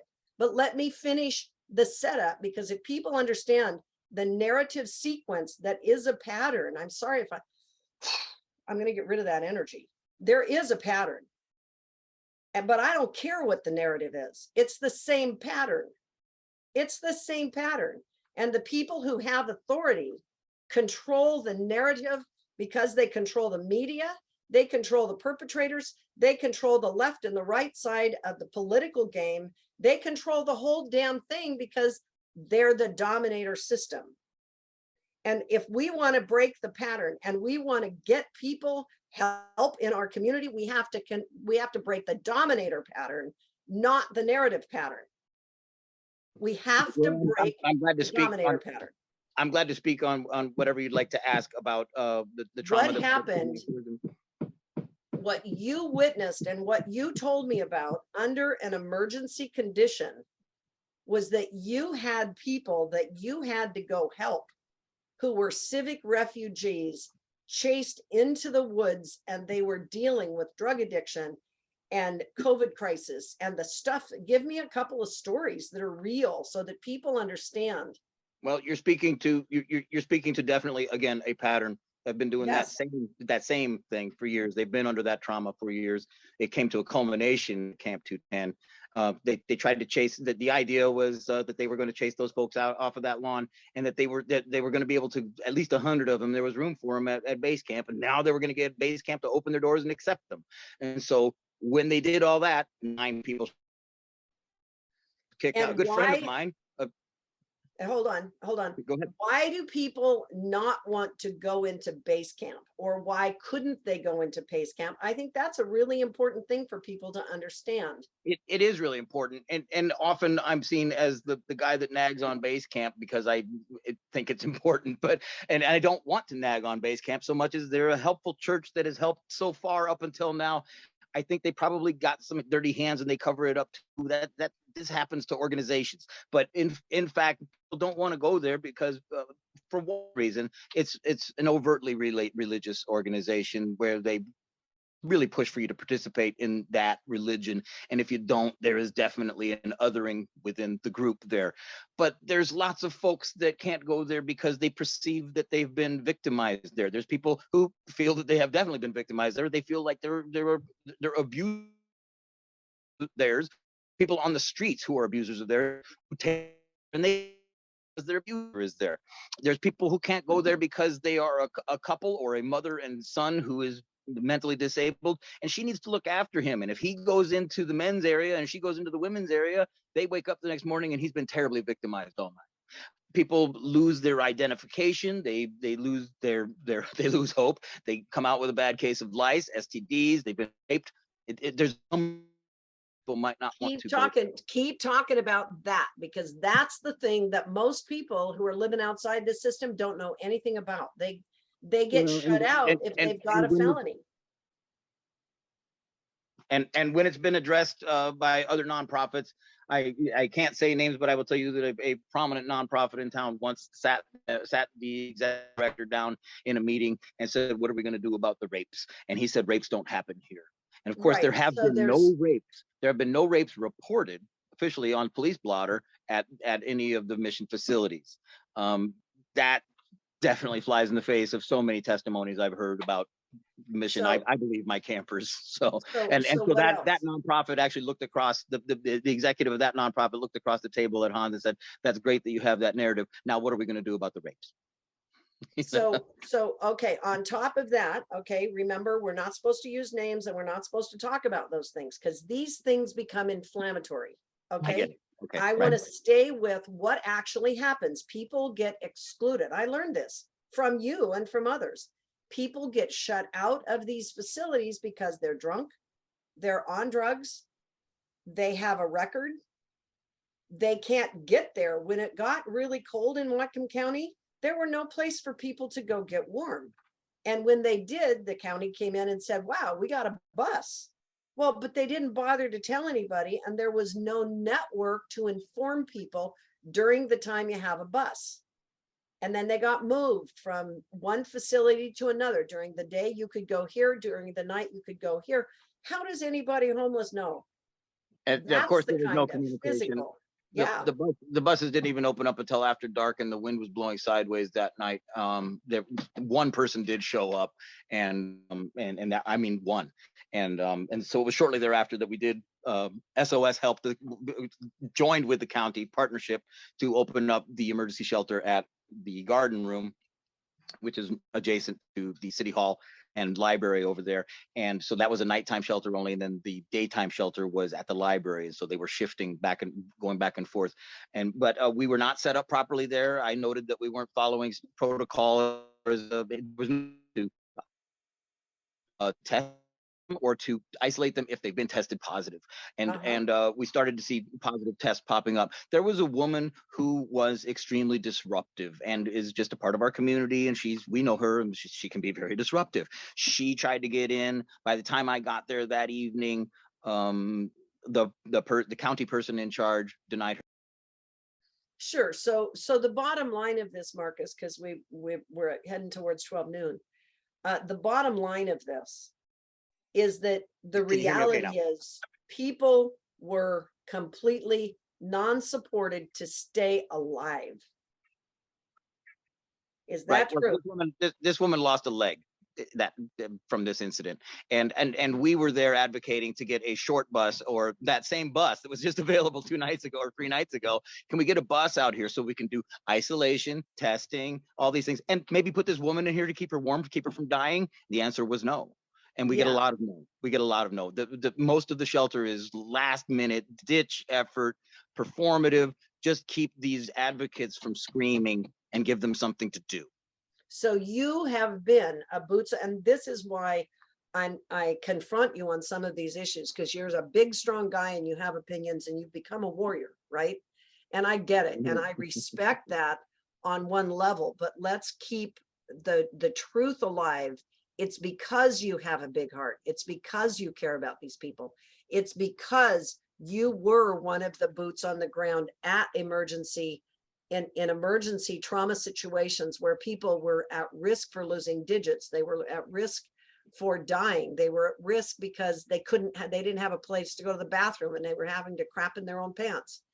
And we definitely saw real death and real dismemberment. It wasn't just a risk. It all happened. It's been happening on our watch, and it's very traumatic for the advocates, and that's a whole other thing to talk about. We've had a massive drop off of advocacy in our city. I'm very terrified going into this winter with the lack of advocacy. I know, and that's why I want to thank you for having the courage. Frankly, I didn't have the ability to show up because I was busy doing other things that I was having to do. And frankly, I don't know how to do all that stuff that you know how to do. And so I was spared the reality of having to do it because of the work you do. And your organization was not funded. It was not supported. The county finally, under deep distress, finally was forced to work with you on a couple of things, because people, I mean, it was 5 inches of snow and it was miserable, and they had to. So when they finally did it, they made a deal. And I don't even think you actually, and I don't want you to go off on it very long, but I want you to tell me, have they ever paid you back for the money, for the agreement you made with them to provide services? Negative. I didn't think so. So the betrayals that are real and really happening in our community are happening at the grassroots level, where the humans do not get the care that I, as a taxpayer, hired my government to do for me. I pay them taxes. I'm willing to pay it. I don't mind paying taxes. And you know what? Most people who originally paid their taxes to our government did it out of cooperation. We did it because we love our neighbors. We do want people who are in emergency conditions. We want care to be given to them. We need people who can show up on a moment's notice and help people who are having distress. That's why we pay 911. That's why we pay the Whatcom County Sheriff. That's why we pay our emergency services. That's why I pay my county to provide services in distress. And when my money isn't going where it's supposed to go because the county is busy spending money to try to build a prison instead, that gets my dander up a little bit, which is why sometimes I can get passionate on these calls, and I can raise my voice too. But in the end, it is our responsibility as leaders in this community. It is our responsibility as citizens in this community. It is our responsibility, once we understand the crisis, to stand up and solve the problem. And we have to solve the problem in 2022, because we know darn good and well that the homeless are being hazed, that their houses are being crushed, that they're being crushed because we have not provided what we paid for as taxpayers. We paid taxes to solve emergency conditions and emergency problems.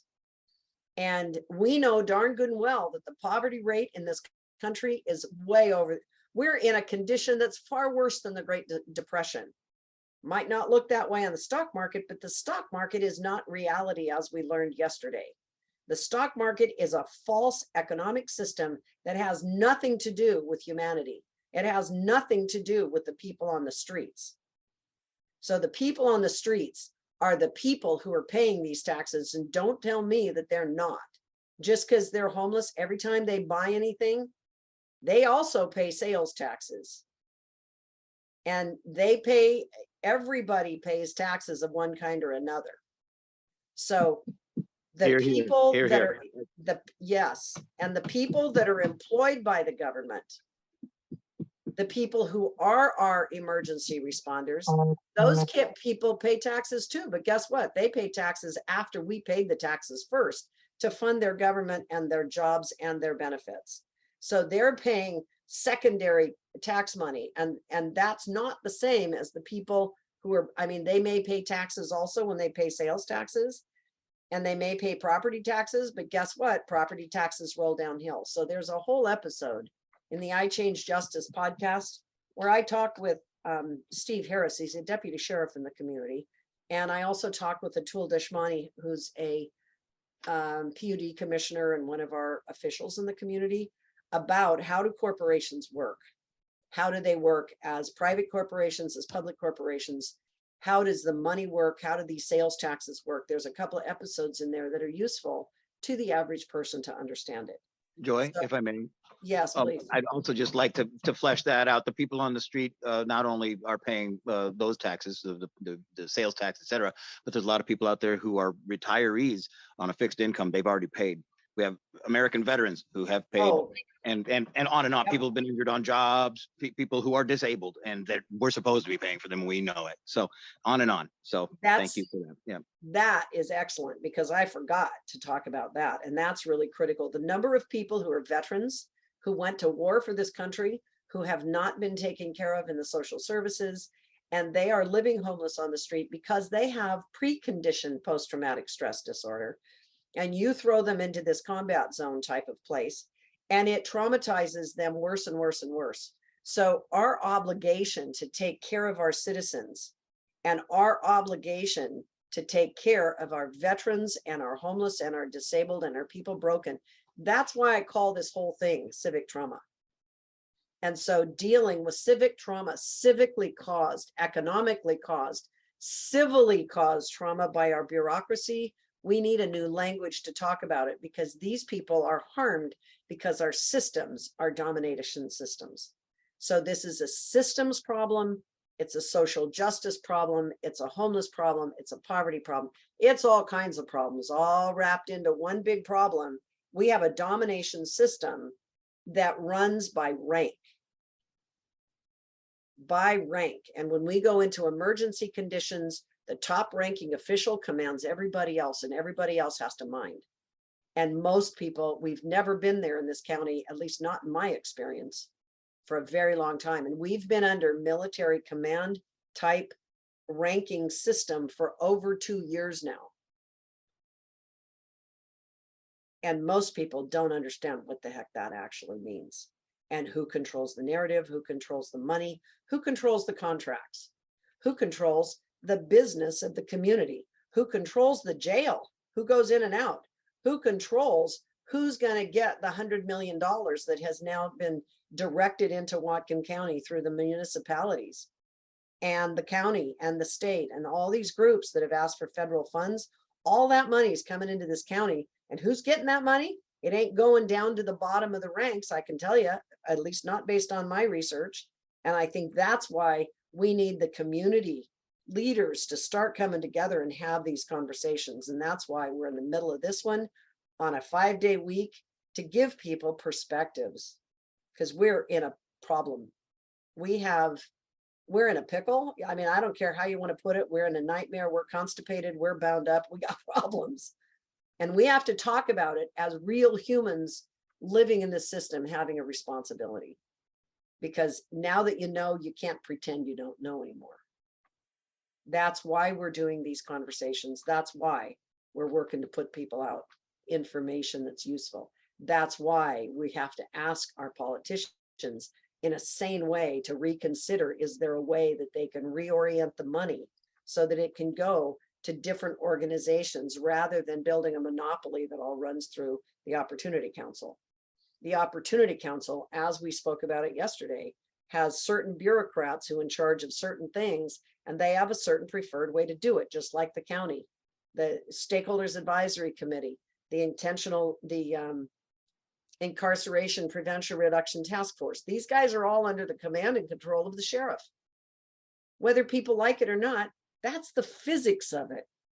I don't care what the rules are, the physics of it. The real reality of who's in charge here is that we follow the leader. If the leader is taking us over the edge, just like that picture, we're going over the edge unless we change it. And I want to share this screen one more time because we have to close up this episode. And I'm going to put off the rest of this work until an hour or 1 o'clock. Well, it's 50 minutes, but I insist on showing this. In the next sequence at 1 o'clock, we're going to talk about the degeneration sequence, the systemic abuse of and domination of power. There's initially a wounding of some kind. There's a vulnerability. The people who want to take advantage of the original wound. That's poverty. In Whatcom County, that's poverty. And then they commit direct violence in public so the authority can come in as the hero and have the authority to take action. That happened at Camp 210. Then there's structural violence. The authorities arrest people, they chase people, they pass laws. Do you know what? Within like a month or a couple of weeks of that assault, guess what? County council and the city council all of a sudden passed the sales taxes that all the voters had said no to for the last 5 years. Direct councilmatic action. They passed taxes to get money so that they could do certain things. I haven't even had time to diagram all that, but that's another $3 to $4 million to the city and another $3 to $4 million a year to the county that all of a sudden got popped into the taxpayers thing. And it was all done under the cover of the chaos of what had happened at Camp 210. And everybody goes, oh my God, I'm scared. We got to help people. And then the bullying started. So then we ended up with cultural violence. And then it became cultural violence and we had divisions. We had the homeless fighting against the county. The city council was fighting against the county council.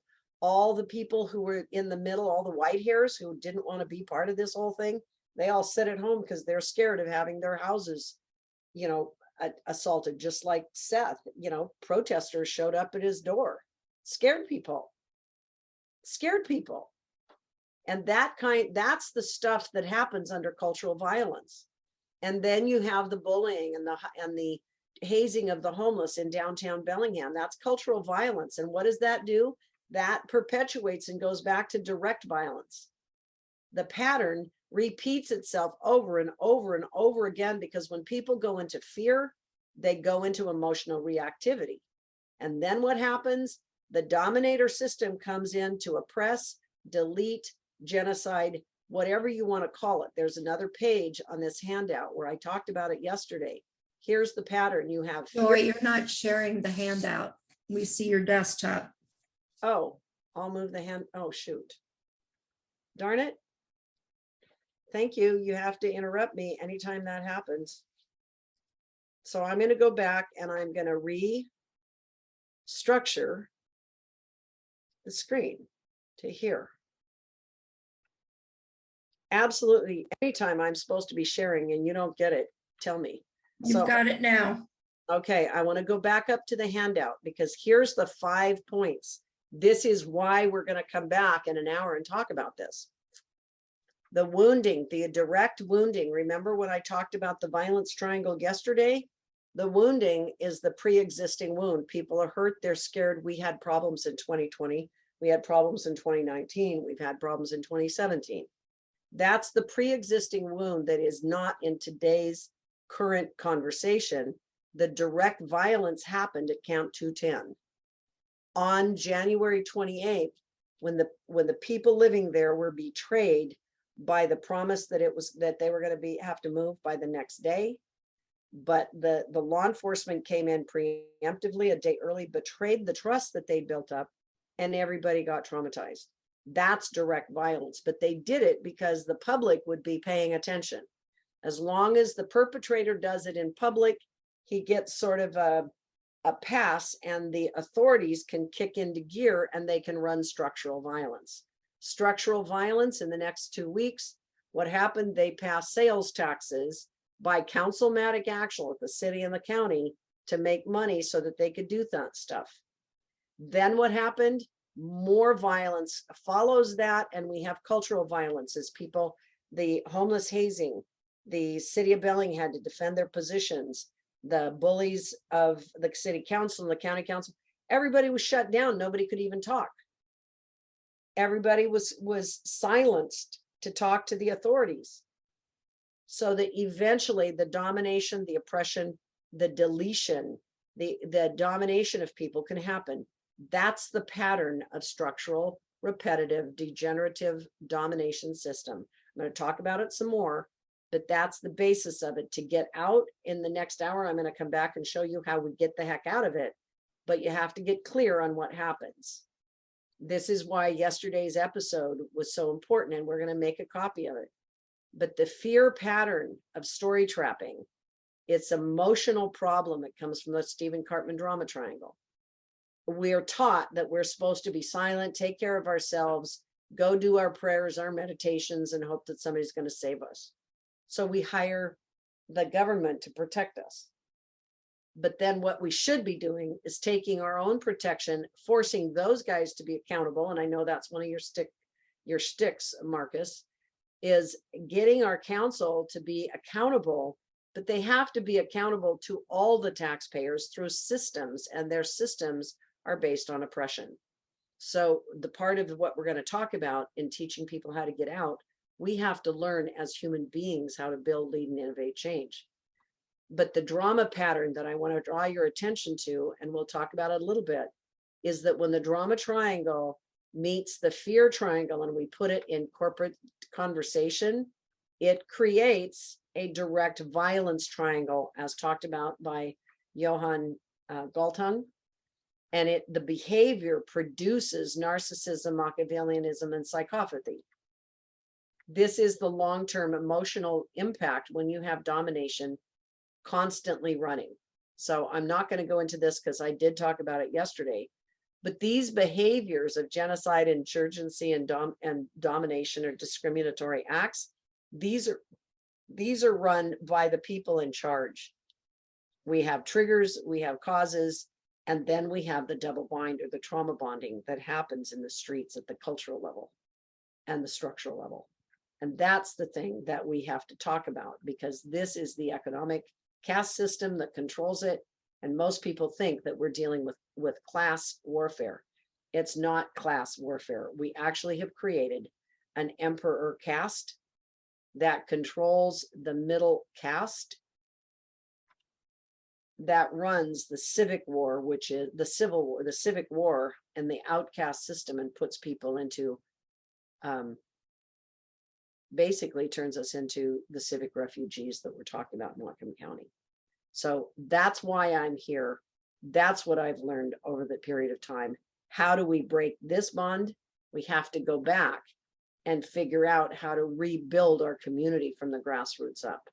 So that's what's going to happen in another 50 minutes or 40 minutes. We'll be back, and I'm going to talk about how the 2021 series of betrayals by our dominator systems caused the mess that we're in today, why we're all in trauma, why we're having to untrigger and pull ourselves out of these double binds and these problems and get into how do we actually solve the problem now so that this winter we can get out of this trauma reactivity pattern. So that's why we're doing this, and I'm inviting any and all of you to be part of this conversation. So anybody want to say anything before we close up? I welcome some feedback because I've been talking for a while. Rose? I'm Yeah. just wondering if in the afternoon, some of what we'll get into then is how do we hold the sheriff accountable? To whom is he accountable? Nobody. So, then That's the point. so that's what you were talking about, the emperor caste. He's That's like a right. dictator. And we have to change that. But he's accountable fact, to he's- somebody. now, There's hold on. He's not accountable to anybody except technically us. The voters. Okay, the problem is, here's why he's not accountable to the voters.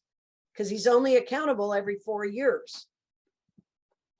Nobody can arrest the sheriff. The sheriff in our particular case is also an attorney. When I try to hold our county accountable in 2016 to noble cause corruption, I filed the papers. I got it before the PDC, the Public Disclosure Commission, which is a branch of the Attorney General's office, which is the top law enforcement agency in the state. But guess who the law enforcement agency reports to? They work corporate to corporate with other CEOs of other municipalities and other governments. So the only way I had to be, and I filed a paper, it's, I mean, a big paper, it's a whole binder of documentation that I had to send to the state attorney general's office to file a complaint against our county, our sheriff, and our executive because they were misusing campaign money to manipulate the jails tax to market. It took me a long time to write that bloody report. It took me a long time. I am not an attorney, folks. I'm a citizen. I'm just a human being. I am a woman living on this property that I don't even own anymore because the government owns it. And so there are subtleties to this business that you have to eventually understand. And the stories of protection that we think we have, they're not here.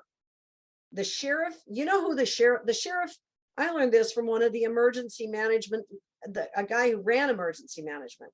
Again, people talk to you when you're running for office. They tell you stuff you don't hear otherwise. Mm-hmm.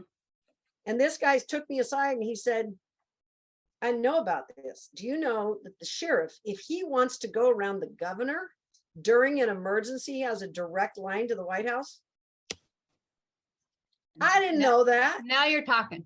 Wow. I know I'm talking, but I don't want to get off in the weeds on it. But the fact of the matter is, there is nobody who's accountable. If the president is another commander. He's a military commander. Right.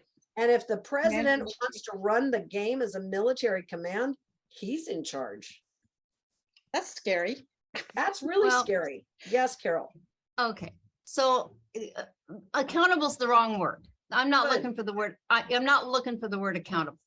I'm looking for, okay, even the man, the president has somebody that's holding his balls. Even the president has somebody that's ahead of him. He is just a figurehead. So the sheriff is a figurehead. Of Who course has he his is. balls? Nobody. Who is Okay, really, now who is stop. blackmailing him? Stop. You're going into conspiracy theory. You're No, going into, no. no, listen. I'm going to mute you. Let me speak. Nobody has control over anybody in a domination system. The system controls the system. The system runs the system. In Whatcom County, they created a unified command because the sheriff didn't want to be held accountable. So what did he do? He appointed, and the county agreed, they created a unified command. So now they can distract people from the scapegoating and the shaming and the blaming and the gaming, and they can cover each other's butt. And if you try to hold any one of these people who are accountable, guess what? They are above the law. They are above the law. And if you want to hold anybody accountable, you can spend years fighting with them if you want. But they cover each other's But the only accountability here is moral accountability. It's emotional accountability, and it's accountability to who is in charge of our hearts and our stuff. So the only way to hold any of these people accountable, that's what I figured out from 13 years of deep research on the ground. The only way to hold any of these people accountable is to hold them accountable to their friends, their family, their wives, their loved ones who will talk to them straight up. It's the elders of our community who have been gutted and silenced. It's the children of our community who don't know what the hell's going on. It's all of us. We are human beings in a living world, and you can talk. I mean, you can go out and you can talk all this cosmic stuff about who's out there and who's running this game. We are doing it from in here, out there, and back in. It's a living system. So now with that, Carol, what do you want to say about that? It's the difference between allopathic medicine and natural medicine. Absolutely. And in natural medicine, we go after the cause. That's right. And I am saying that it is not the sheriff that is the cause. There's something above the sheriff that is the cause. What is that? I'm asking you. That's what I'm answering your question. Our moral accountability, you and I, we all are bioenergetic organisms in a living universe. We cause and affect life force in our community. And the only way that we can affect that is to get active in your community as a human being and communicate with other. That's why we're having these people will go, oh, you're having a big argument on this Zoom. No, we're not. We're having a big conversation on this Zoom because we have to talk about stuff. But when people get violent and start pointing fingers and yelling and trying to do stuff, which is what I run into when people don't want to agree that we're being dominated.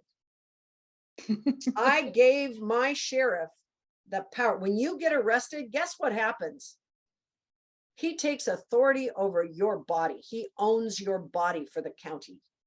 You become an insurance surety. You become an asset to the municipality, and they trade the license to control your body in municipal funds. And most people don't understand that.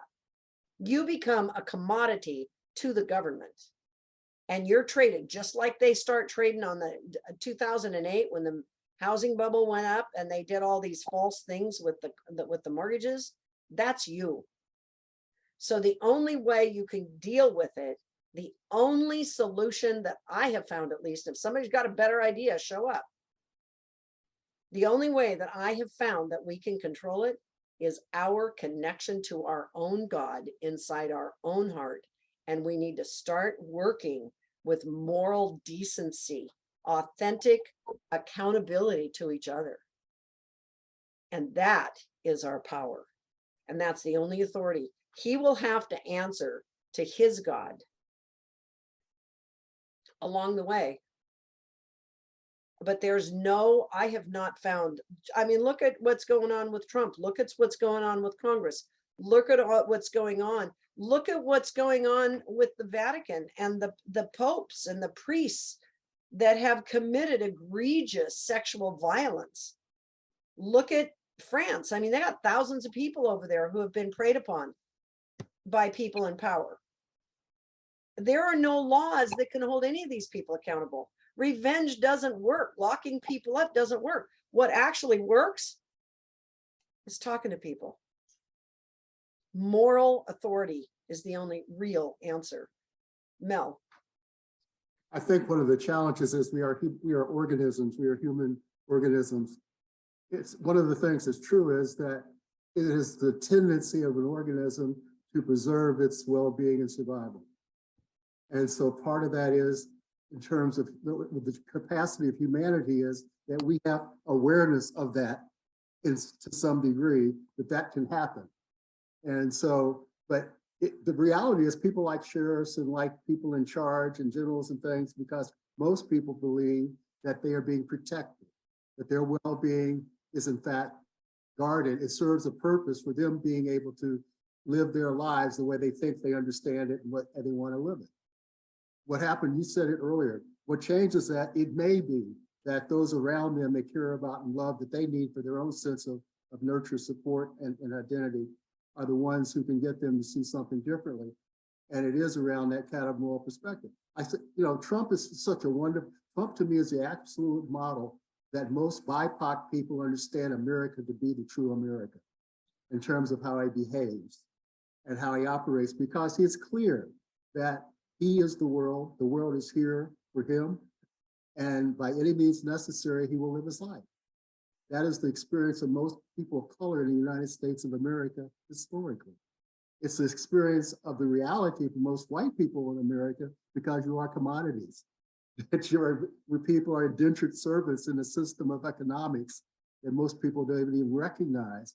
And they think they're players in creating something and creating this future, when in fact they're part of the tools. That's right. Creation. Yeah. Something that you're saying. So we have to help that consciousness get spread, because most people simply do not believe that, or do not have any insight into that's what's really shaping all our lives, dehumanizing us, in fact, while we're calling ourselves human beings. And right. The brightest in terms of Americans, the exceptionals. It's a lie. It and, is. You have to destroy the lie. Otherwise, it'll keep, as you say, recycling and pass from generation to generation. And I just think what you're saying is right and accurate. It's hard because it's so easy for us to get distracted out of our personal needs to be right or to prove our perspective is, you know, I can blame someone, right? Mm-hmm.